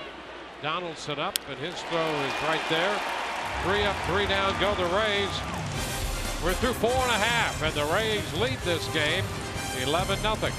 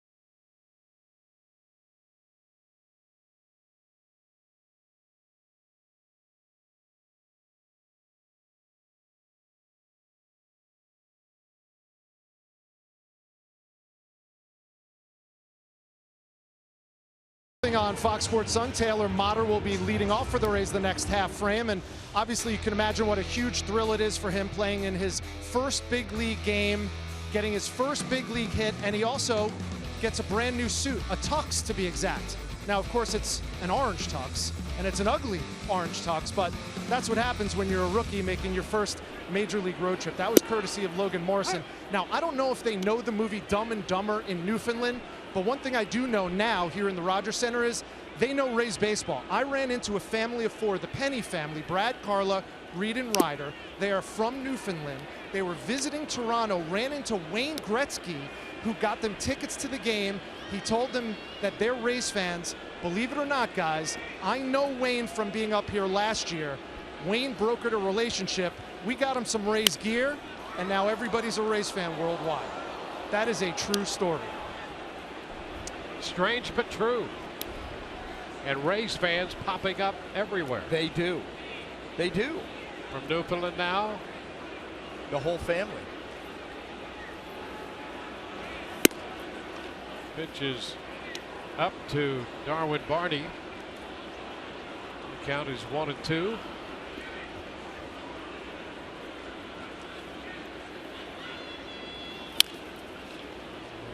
Tapper foul.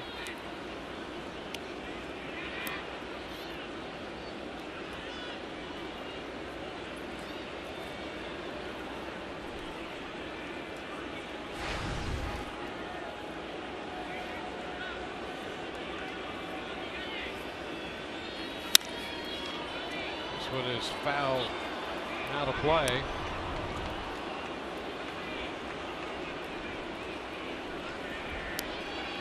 Top of the order will be next.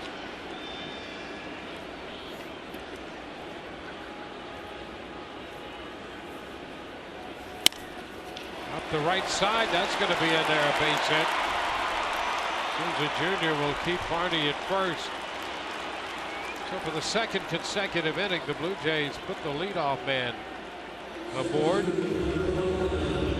hits tonight.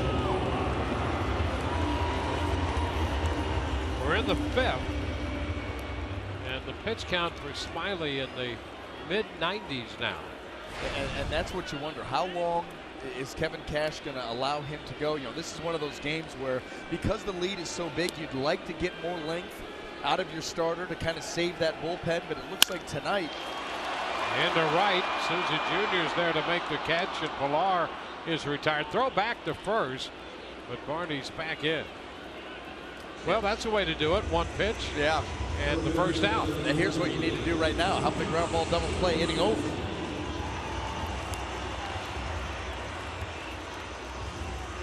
Josh Donaldson due up.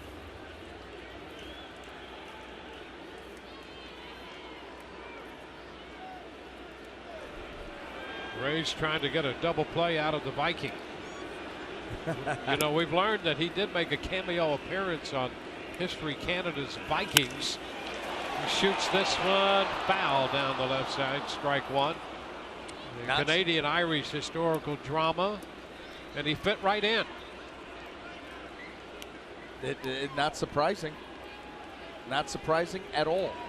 Well, we saw him braided up at Tropicana Field one day.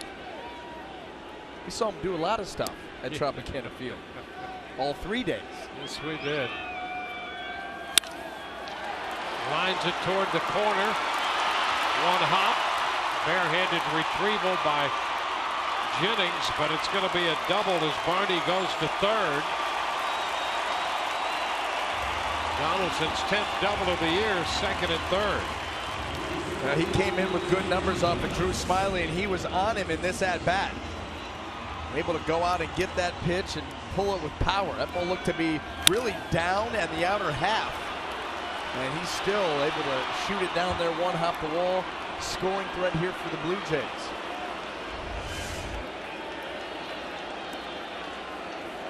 Jose Bautista has walked twice.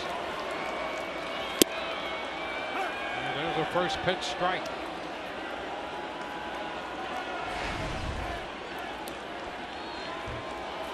Bautista's walked more than anybody in the American League.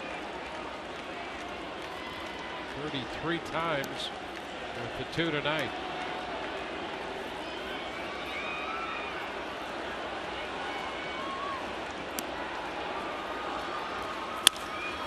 Base hit into center. Barney scores. Donaldson stops at third. So Bautista makes it 11-1. That ball rifled up the middle. There was no chance that they were going to run on Kevin Kiermaier, but the Blue Jays putting something together here. The pitch count now at 100. Runners on the corner. Boy, that another off-speed pitch down in the zone, and Bautista just follows it down and shoots the gap. This throw got a little sideways here too. Well, that's 100 pitches for Smiley, 42 strikes. That ground ball back to the mound. Smiley to second, one. Beckham to first for two. Encarnacion grounds into the 1-4-3 double play. And we're through 5 with the Rays leading 11-1.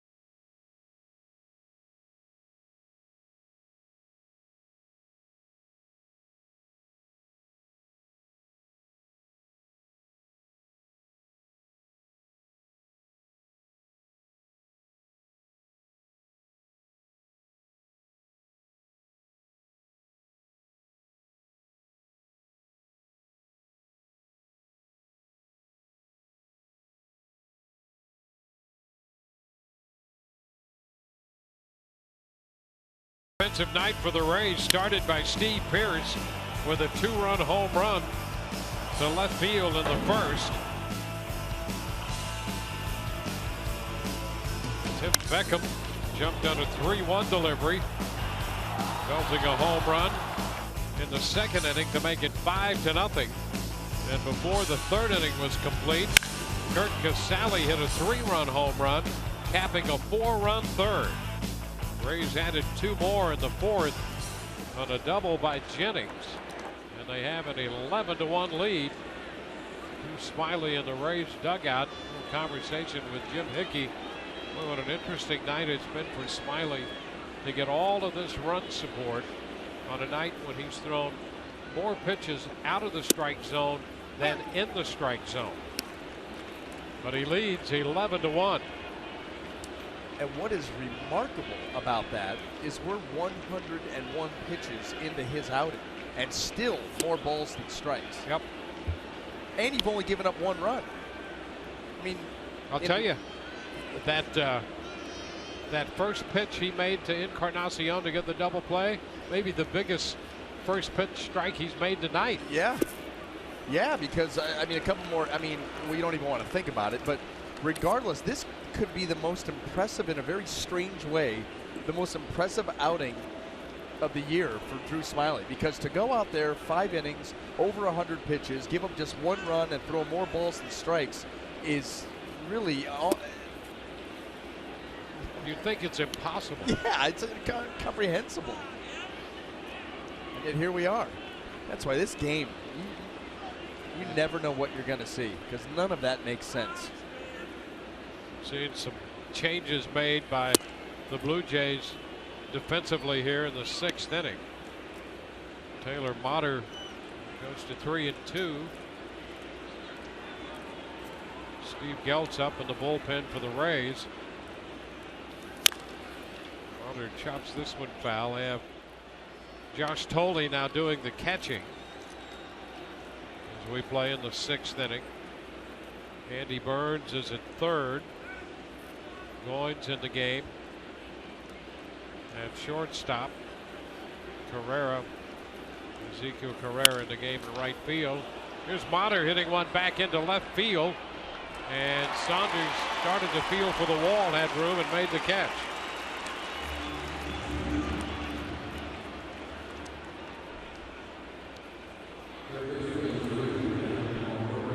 One out in the 6th inning for Evan Longoria.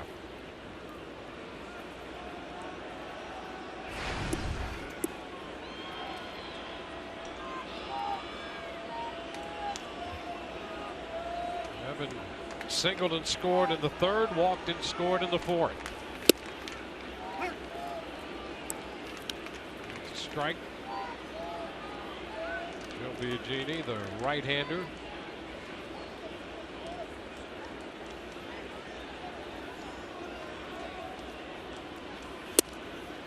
Picks up the corner there. 0-2.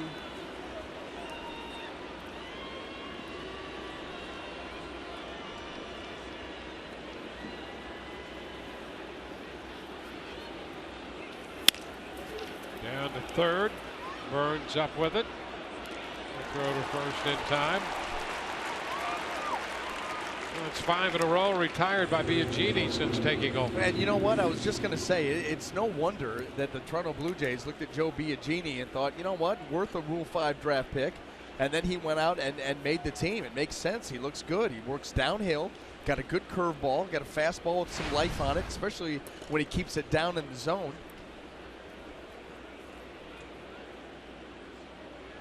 Steve Pearce has homered and walked. 2 runs batted in, 2 runs scored. Pitch in on him and he pops it up. Barney, the second baseman, out to make the catch. And again, 3 up, 3 down. Bottom of the 6th coming up, 11-1.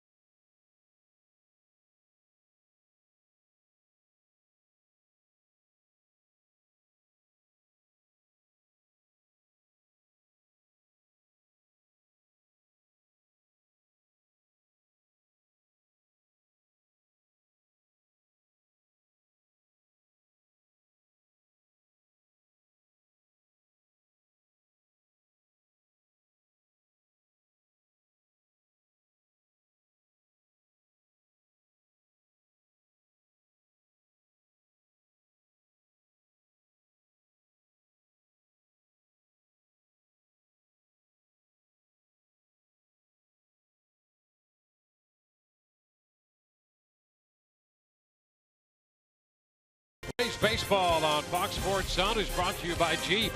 Visit Jeep.com to learn more. By Geico, 15 minutes could save you 15% or more on car insurance. And by your Southern Chevy dealers.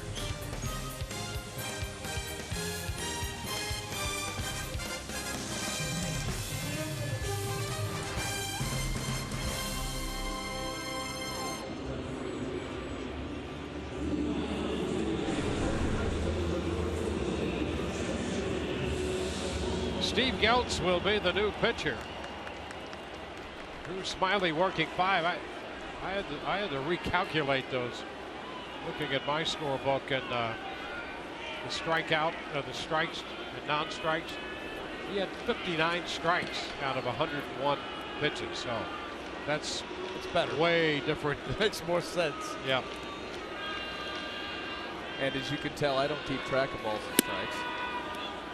Outs, maybe, most of the time.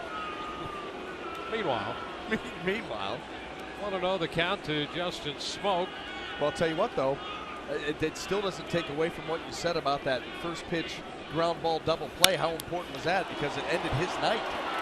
That was very big to get him 5 innings.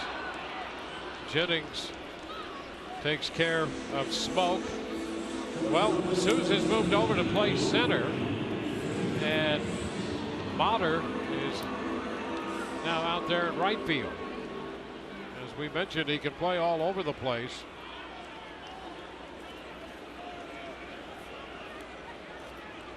So Kiermaier's out of the game. Fouled that ball off his foot. You wonder. Yeah, you wonder if that is hit precautionary. I mean, let's face it, Kevin Kiermaier, one of his biggest assets are his wheels. Ryan Goins. Gelt's going to have to cover first. It takes the throw from Beckham. So 2 gone. 2 up, 2 down. Let's quickly check with Rich. Guys, you might be surprised to see Steve Geltz on the mound. Gave up the eventual game-winning home run in that Game 3 against the A's yesterday. He woke up this morning with a completely swollen shut right eye. It looks a little better now that he's in the game, but he walked into the clubhouse this afternoon. He looked like he was in that fight in Arlington with Rougned Odor. He barely could see out of the right eye. Took some medicine, some allergy medicine. He's feeling much better now. He's going to get himself checked out by a specialist when he returns to the Tampa St. Pete area. He said this is the 3rd time this season that's already happened to him, and he has no idea why, guys. Now back in action here tonight despite all that. Saunders takes the pitch down for a ball. Morrison's at first base now.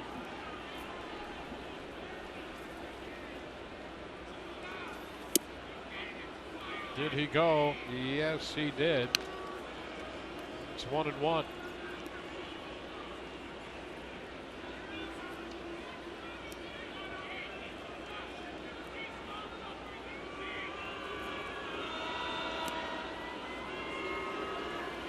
Shift on for Saunders. 1-2. Beckham in the middle on the right side, and Pierce on the right side of second base.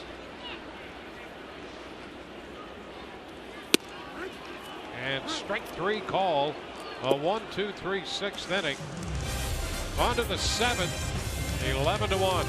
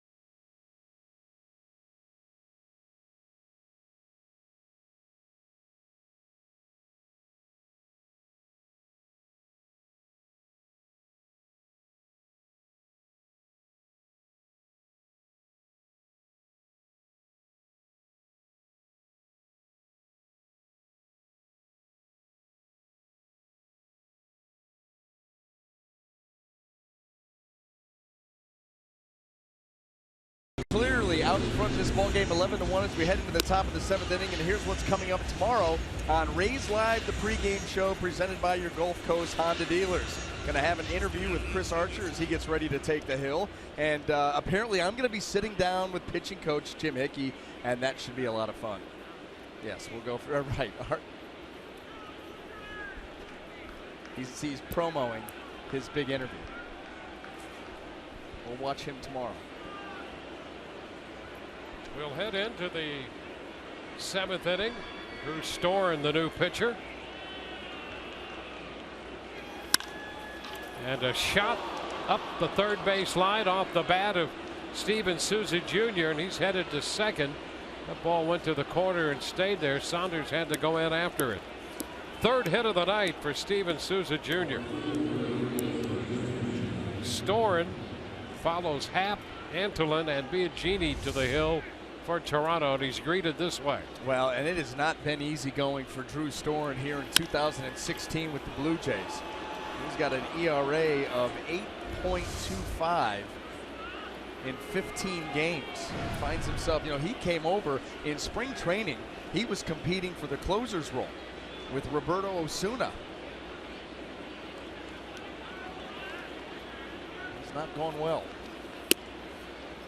Desmond Jennings takes a strike. And the ending for him with the Nationals, where he had some save numbers there, and then all of a sudden they made that trade for Jonathan Papelbon. They plug him in as the closer, and Drew Storen's performance at that point started to plummet, and it's kept on going here in 16. Ahead of Jennings, 0-2. The Blue Jays were hopeful he would be a big part of their bullpen, and it's a bullpen that has been problematic for them. Yeah, like I said, Roberto Osuna kind of ran away with the closer's role. So then you think, okay, Drew Storen, Brett Cecil are going to be the setup guys. And Cecil off to a bad start. Storen, same thing. Storen strikes out Jennings, got him to reach. So after the double by Souza, Jennings strikes out. He's 2 for 4.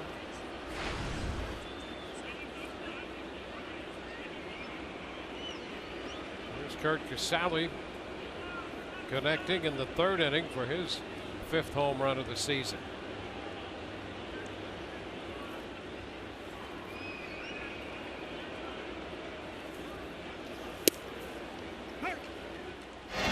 One. Cassali took a 1-1 pitch right down the line and left. We know that he's more than capable of doing that, and a lot of times he'll get him in bunches. You're hopeful of that happening. Strike away from him, 0-2. Yeah, if you're a hitter at this point in this game, you better go up there ready to swing the bat, because if it's close, it's getting called.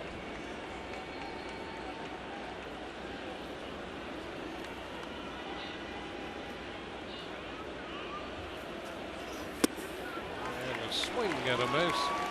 The ball sweeping away from him. A couple of good sliders to get a couple of strikeouts to Jennings and Cassali.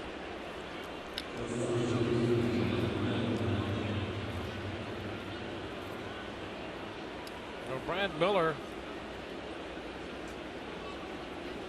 hitting now.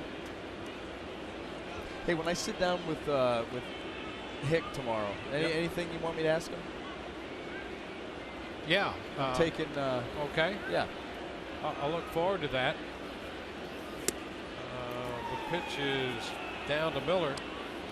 One of the things that we talked about earlier, you always have to be judicious about this. You're not asking a pitcher to hit somebody, but how do you handle that? Even if you have a young staff, maybe a guy hits a home run, hits it a mile, takes 30 minutes running around the bases. You don't want him to be comfortable at the plate the rest of the day. So how do you handle that? Rays did not do that yesterday. Ooh, a tough question. Yeah. This is going to be really good. Hard hitting. I'll have to give him a heads up that this is not going to be some fluff piece. Never is with you. And you get the get that lone light bulb out to hang over your interviewee's head. Well, that's what I'm going to say. I'm going to, when I finish my interview, I'm going to pull out that little card and I'm going to be like, now this is a question from Dwayne from Brooksville.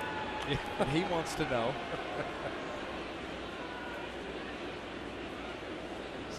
Evan Longoria getting a little breather over there after starting this game. Rays changed the infield around.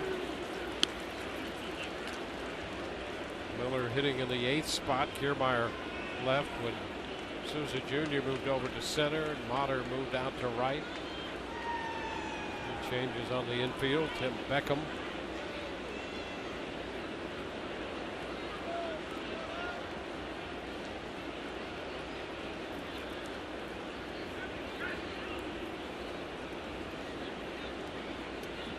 2 to Miller. Hey, I got a question for you. Yep. Brad Miller doesn't wear his pants down, He does tonight. right? Yeah. And they're full always length. up. Yes, they are. He always shows the full stirrup. That's right. And he's out on strikes. So 3 strikeouts in the inning for Storm. Bottom of the 7th coming. The Rays up 11-1.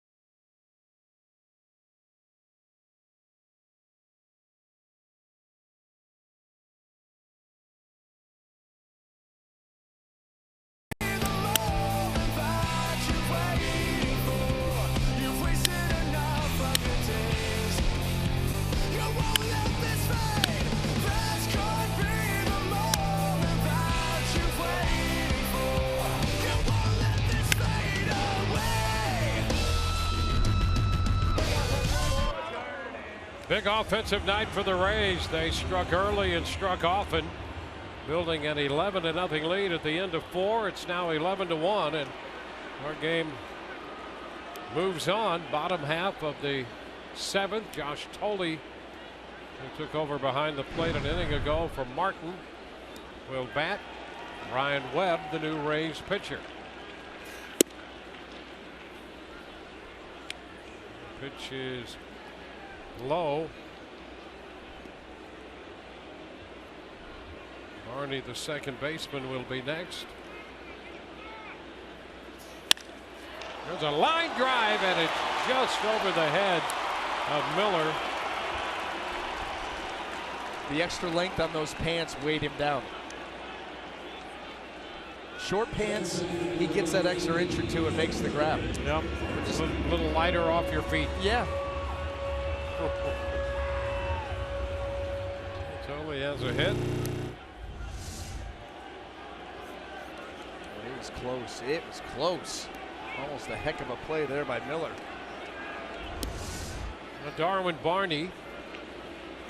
He has scored the run for Toronto tonight when he led off their 5th inning with a single, eventually driven home by Bautista.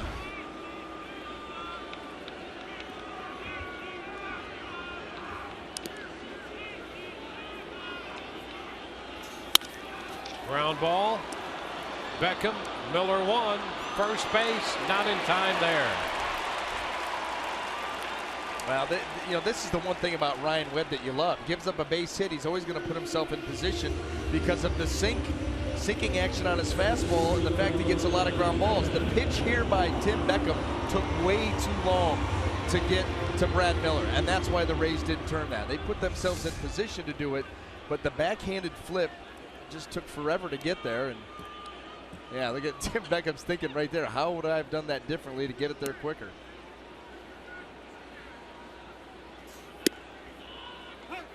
First pitch to Kevin Pillar. He takes it for a strike.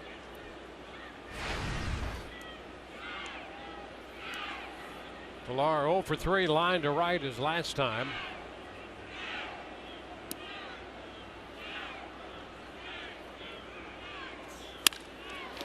Into center field. Souza Jr. makes the catch. So 2 away. And Josh Donaldson. Well, this is going to be Burns. I beg your pardon. He took over Andy Burns in Donaldson's spot.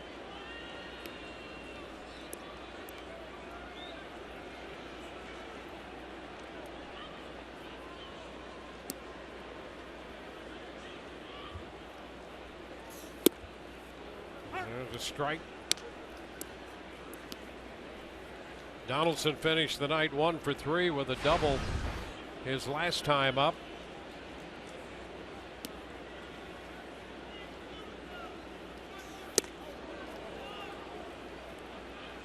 One.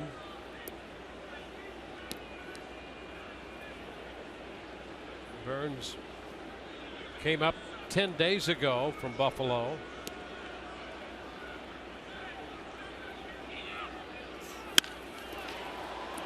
Low liner to short, caught by Miller to retire the side. A hit the man left. We go to the 8th, 11-1 Tampa Bay.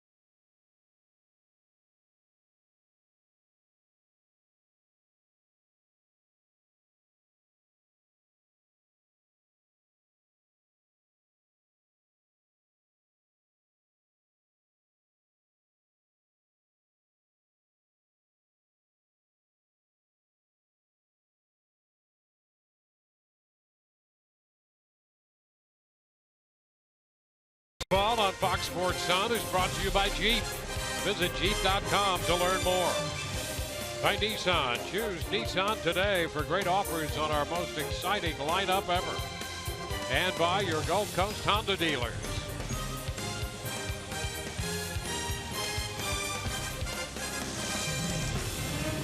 Rays have an 11-1 lead.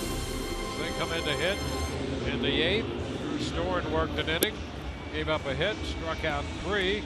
Chad Gerardo, the lefty, the new pitcher now for the Blue Jays, making his 8th appearance.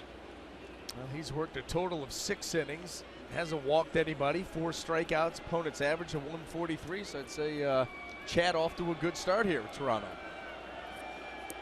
Tim Beckham will be the first man to face him. Beckham owns a 2-run home run tonight. His first home run of the year.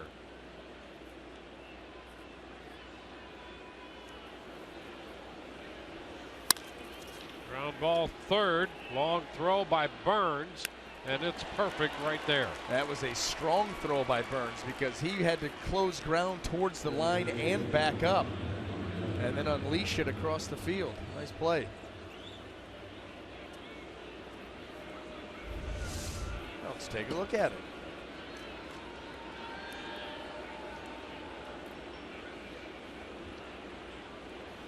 And another.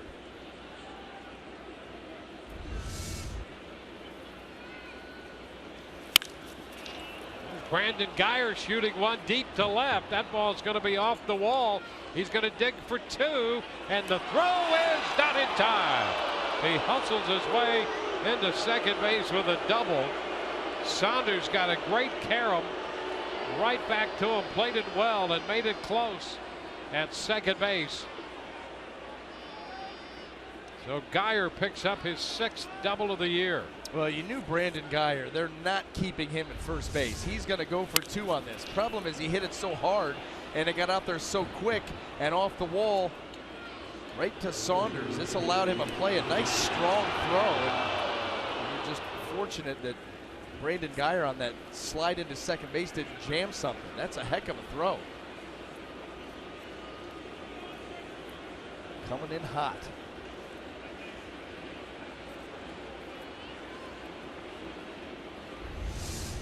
Geyer in scoring position for Taylor Motter. The pitch low and inside. So Geyer with the double into the act. The Rays now have 13 hits, 11 runs, 13 hits. It's 1-1.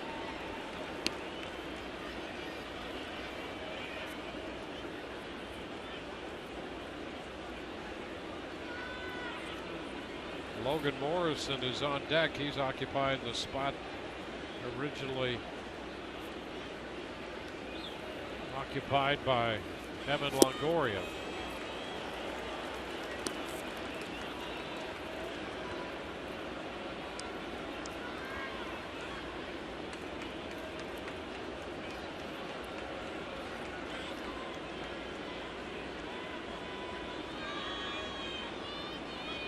Otter got his first big league hit, an infield hit, his first time up. Back in the first inning. Spread 3 fly balls around since then. 1 to center, 1 to right. The last time he sent Saunders to the warning track and left. Nice to get that first one out of the way right away. You don't have to think about it. It's done. Go play baseball. I guarantee you, when you get called up, you're thinking, okay, I get to play tonight. I want to get that first hit. It's on the mind. Not anymore because of this right here. And he takes advantage of Jay Happ. Slow to cover. Beats him to the bag. And that was the beginning. He scored the first run. He scored on Pierce's home run. The Rays scored 11 runs over the first 4 innings before the Blue Jays got on the board with a run in the 5th. Full count now. The way Motters hit the ball to all fields tonight. So he not only plays all over the field, but apparently hits the ball all over the field as well. Looking for holes. Looking for hits. Looking for loopholes. That's right. And there's ball 4. He's on again. So he draws a walk. Support your favorite Rays players by voting with the Esurance All-Star Game ballot at RaysBaseball.com/vote. You can vote up to 5 times a day to get Evan Longoria, Logan Forsythe, Kevin Kiermaier, and the rest of your Rays team to the All-Star Game. So go to RaysBaseball.com/vote.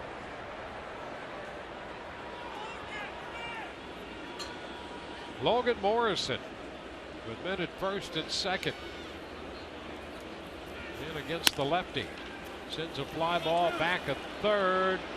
Burns on the run and comes just short. He was approaching the stands and is just short of grabbing that one. Yep, started counting his steps. A little gator arm action here. Feeling the wall coming. And he ends up short. Listen, you're going to make that run all the way over there.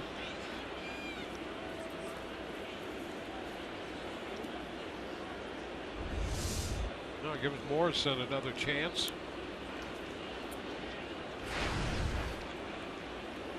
Geyer's at second. Motter's at first. 1 out.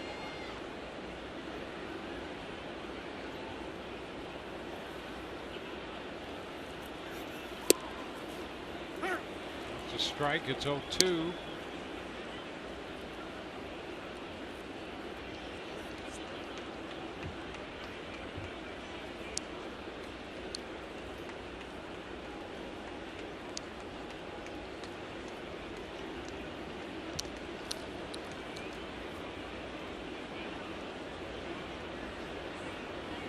They're looking for that first run batted in.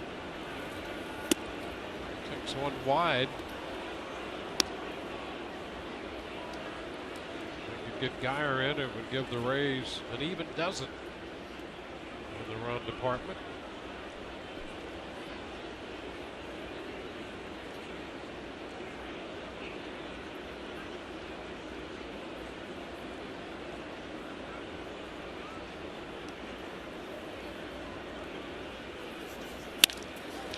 One hopper that skips by into right field.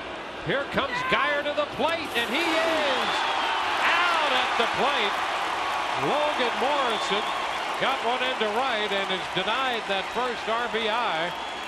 Carrera cuts down Geyer trying to score from second. You got to be kidding me. That was it. That's what Logan's saying right now. Ezekiel Carrera, nice throw. We saw Saunders early almost get Geyer, and Carrera does. Well, he's gone now 85 at bats without a run batted in, and you thought for sure he could get one there. That left hand never got to home plate, forced right out of there by Tolley. So Morrison at first with a base hit. Potter up to second. Steve Pearce, who started the night at first, now playing third, looks at a strike.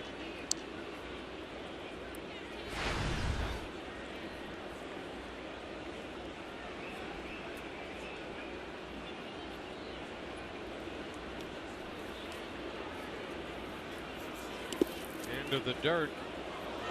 1-1, and over to third goes Motter. So he's not just hanging out at second base for no reason. Ball in the dirt, he moves up.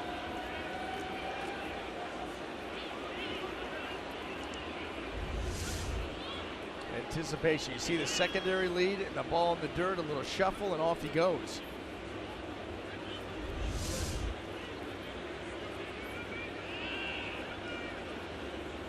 First and third, two gone. 1-2 on Pearce.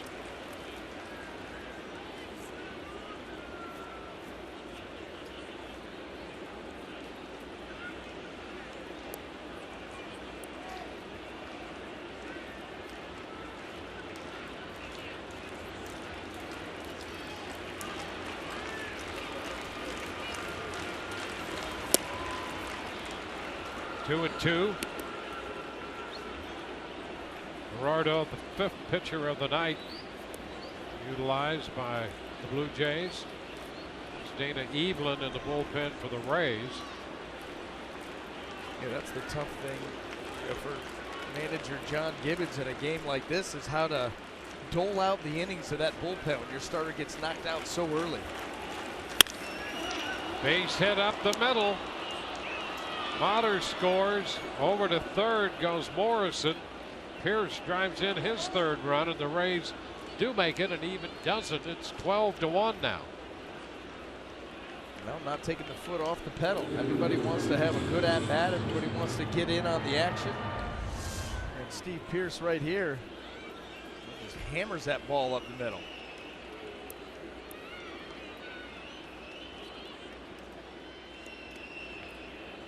Twelve runs, 15 hits for the Rays. Steven Souza Jr.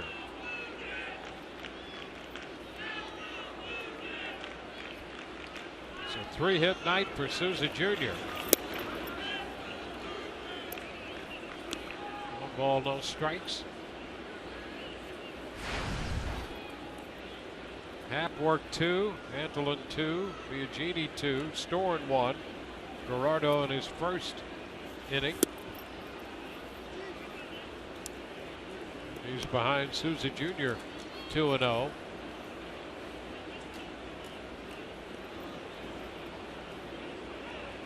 Chavez, the right-hander, now up in the bullpen for the Blue Jays. Ground ball third. Burns to second for the force. And the Rays settle for a run. We go to the bottom of the 8th. 12-1.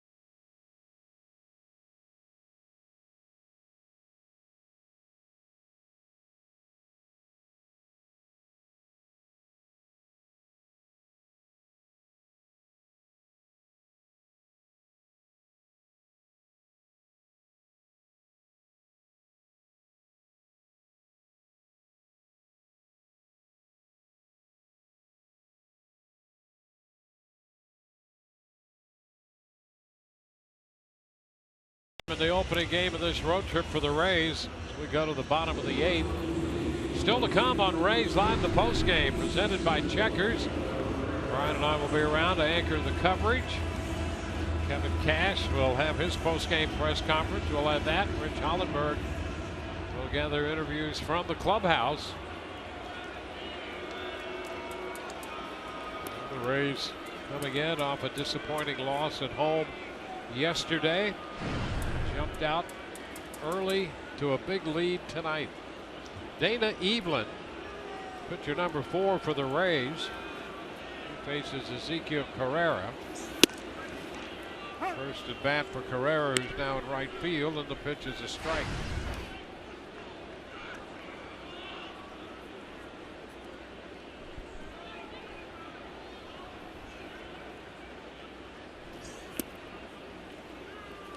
One and one. Smiley worked 5 innings tonight, gave up 1 run, 4 hits. He walked 4 and struck out 6. 59 strikes in 101 pitch performance. And a check swing, and it's 2-1. It was the kind of performance that is not what you normally come to expect. He had 10 3-ball counts in the first 3 1/3 innings of this game, and then pitched 5 innings. So he qualifies with this big lead. He's looking for his 2nd win. Yeah, Drew is not sharp, not as sharp as we've seen him, but effective. I mean, you'd like to have got him deeper into the game, no question. Back into center field. Souza Jr. goes back. It's going to be over his head, bounding over the wall for a double. So Evelyn, greeted by the bat of Ezekiel Carrera, gives up the 2-base hit. And that was almost a highlight reel, unbelievable play by Souza Jr. That ball was smoked. And watch him get on his horse. And this is going to be directly over his head, and it was close. Boy, that would have been a heck of a play.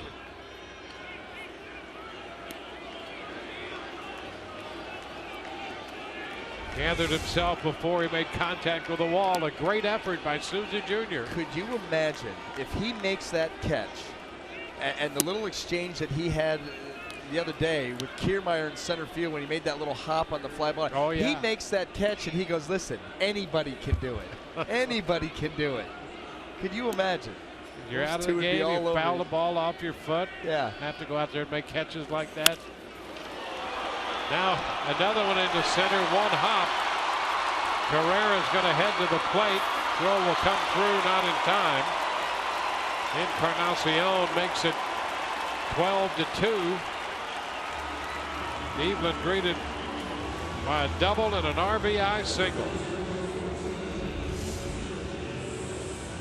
He's in the middle of the field. Encarnacion gets out and around it.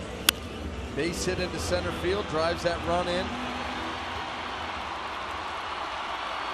And to your point, Dwayne, when he was talking about, oh, foul a foot off, ball off your foot, and now I get to play, you know there would have been a Wally Pipp reference. Oh, of course. That would have been probably the first thing dropped.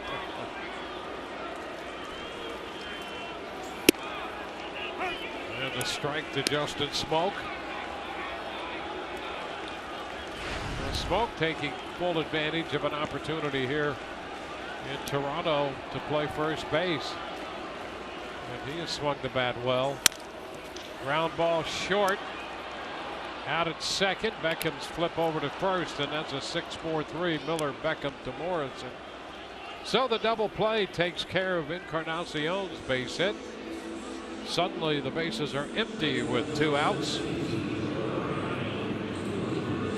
Ryan Goins will hit.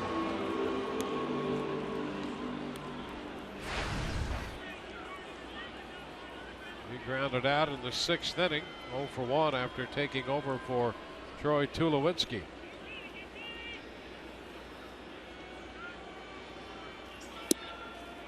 That's a strike.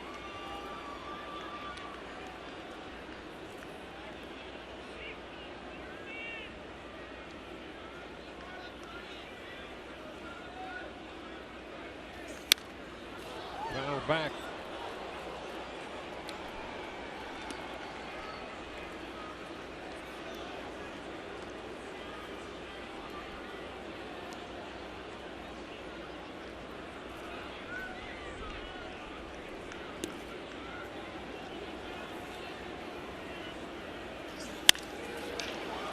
You talk about position perfectly. Miller right there throws down Goins. A run, 2 hits through 8, 12-2 Rays.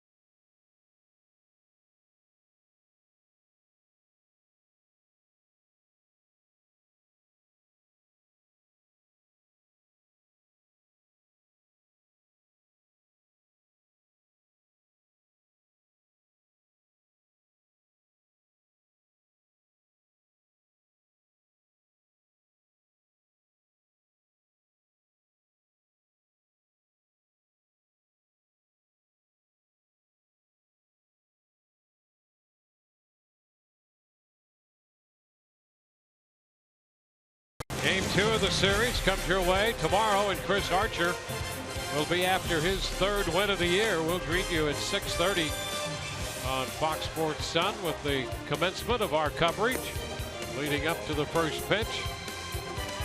Archer coming off the no decision out in Seattle, sitting next to Jim Hickey in the Rays dugout. He'll be opposed by Marcus Stroman, who's unbeaten this year, 4-0. Then Wednesday, Jake Odorizzi against the knuckleballer R.A. Dickey. And again, our coverage will begin at 6:30 on Wednesday night. Well, isn't it funny? You go over the pitching matchups, how this game, you can have all the great ideas of how a season's going to turn out, what the experts think, what you think. You would have looked at the American League East and you would have said Baltimore, the weakest of the teams, are not going to pitch enough, so you kind of write them off. You look at the other 4 teams, you're like, well, Toronto, they're all offense, not much with the pitching. And then look how it's gone. Baltimore right up there at the top. Toronto not being led by their offense. They're being led by their pitching staff, specifically the starters. Yep. It's just an amazing, amazing game that you've got to stick with, watch every day, and over the course of a 6-month period of time, it tells a story, and the cream rises to the top. So many different elements to this game, not only game to game, but when you put them all together to make up a season, hard to calculate. That's what's interesting. As long as this game's been around, people try to quantify it, and more ability to do that today than ever. Yeah. And you're still chasing it, just trying to get it right. No doubt. Yeah, and you never will. Yep. You know, I mean, you may get closer. You may feel like you're closing in on it, but because it's played by humans, ultimately, you can't do it. You cannot do it.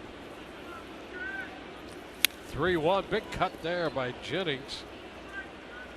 3-2.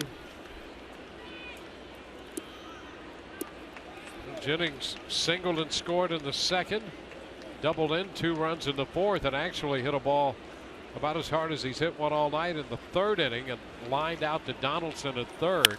There's a drive high and deep to left, and Jennings has hit this one out. His 2nd home run of the year.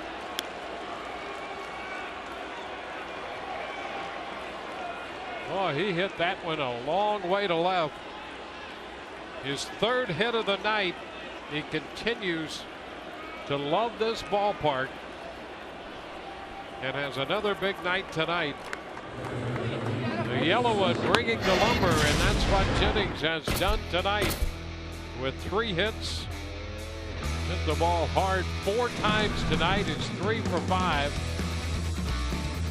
And belts a home run to lead off the ninth against Jesse Chavez, who had just entered the game. It's 13-2 now. Now Kurt Cassali. Pitch is low.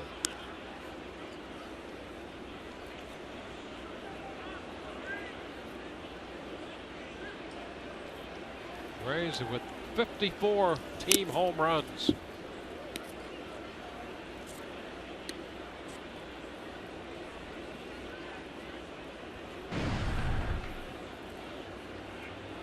Trailing only the Orioles now in the American League. They've been slowly but surely working their way up the ladder. They've hit some tonight with some guys on base, something you've been asking for a long time, partner. Yeah. Runs in clusters that way. First home run for Jennings since the 16th of April, so it'd been a month. He hit one against the White Sox. Cassali's called out on strikes.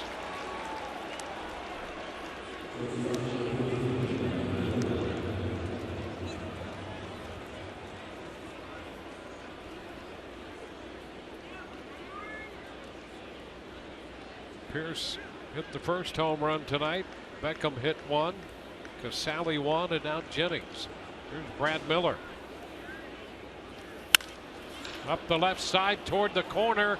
That's a foul ball, just foul. He hits foul balls hard. That ball the other way. Yeah. By the way. We talked about all those home runs, the distance he's had on his home runs.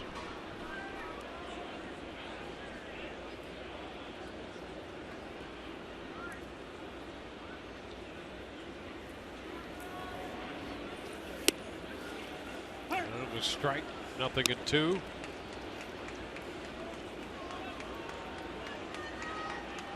Big night for the Rays. 13 runs, 16 hits.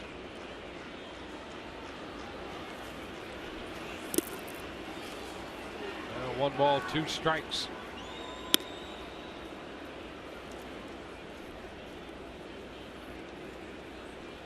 Rays scored 12 runs against the Red Sox at Fenway on the 21st of April. They now have 13 tonight here in Toronto.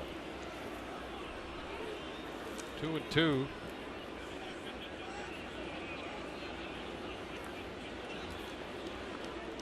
They did have that 5 home run game in New York. Hey, there's a base hit to left by Miller. He'll make the turn and hold. So the second hit off Chavez.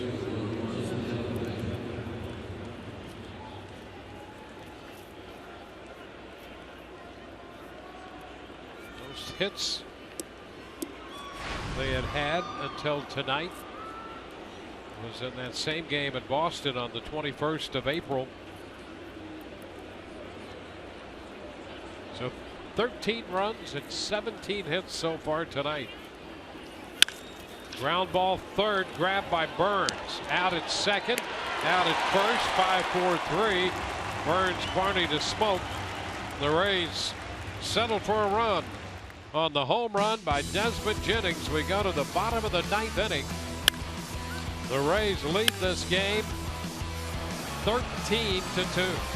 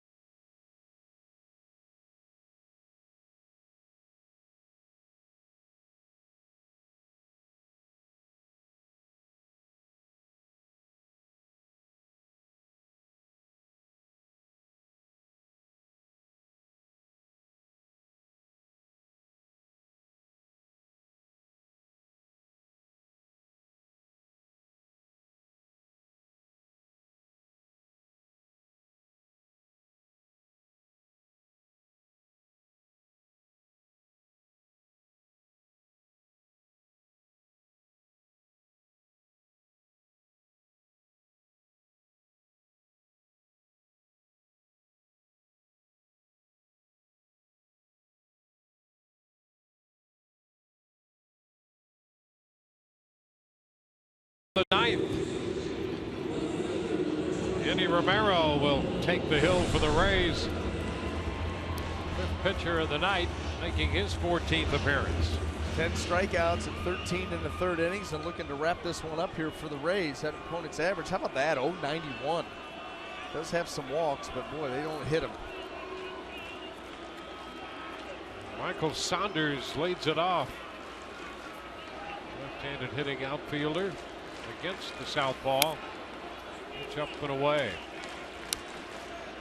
Josh Tolley, the catcher, will follow. And then Darwin Barney is due up.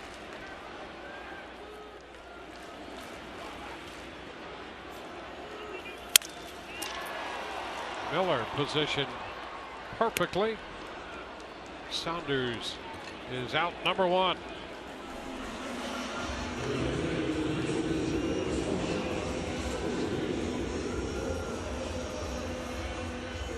Josh Tolley had an at bat in the seventh inning and picked up a high base hit to open the seventh inning. As we look at the Rays, this pitch down. Rays season's highs in runs and hits tonight. 13 runs, 17 hits.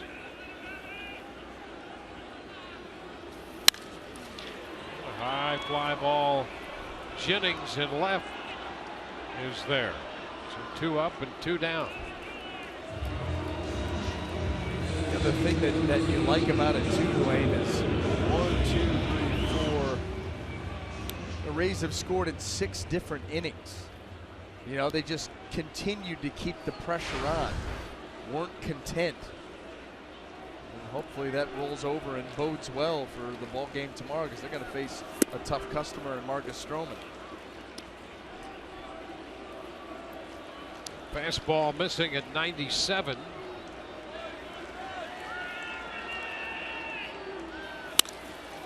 There's a base hit. Barney keeps it going. It's the 8th hit now for Toronto. Barney's 2nd hit. Kevin Pillar will bat against Romero.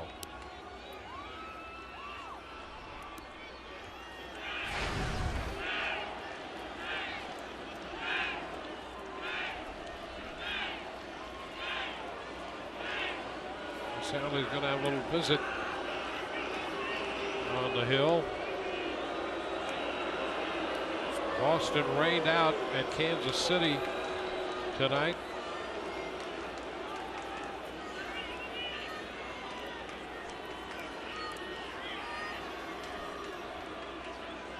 Yankees playing in Arizona. Arizona with a 1-0 lead. It's only in the bottom of the first. Pillar takes the pitch down.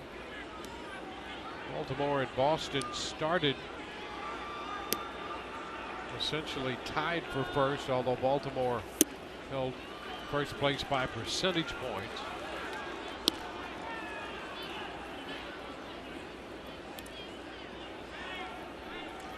So at the moment, the Rays started 6.5 back, Toronto 5.5 back. 2-1 to count on Pillar.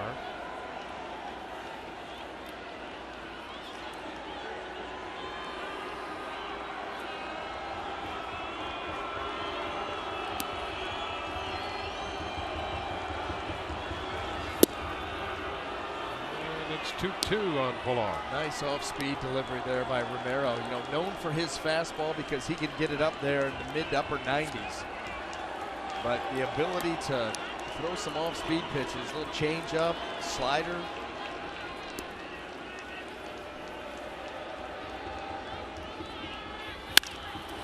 Fly ball into right. Honor makes the catch, and the Rays are winners tonight in a big way. Season's high in runs, season high in hits, and the Rays win this one 13-2 to take the first game of the series as Drew Smiley picks up the victory. his second win of the year for the Rays. 13 runs, 17 hits, no errors, with 5 men left on base. For the Blue Jays, 2 runs, 8 hits, 1 error, with 8 men left on base. Took 2 hours and 54 minutes to play this one before 26,516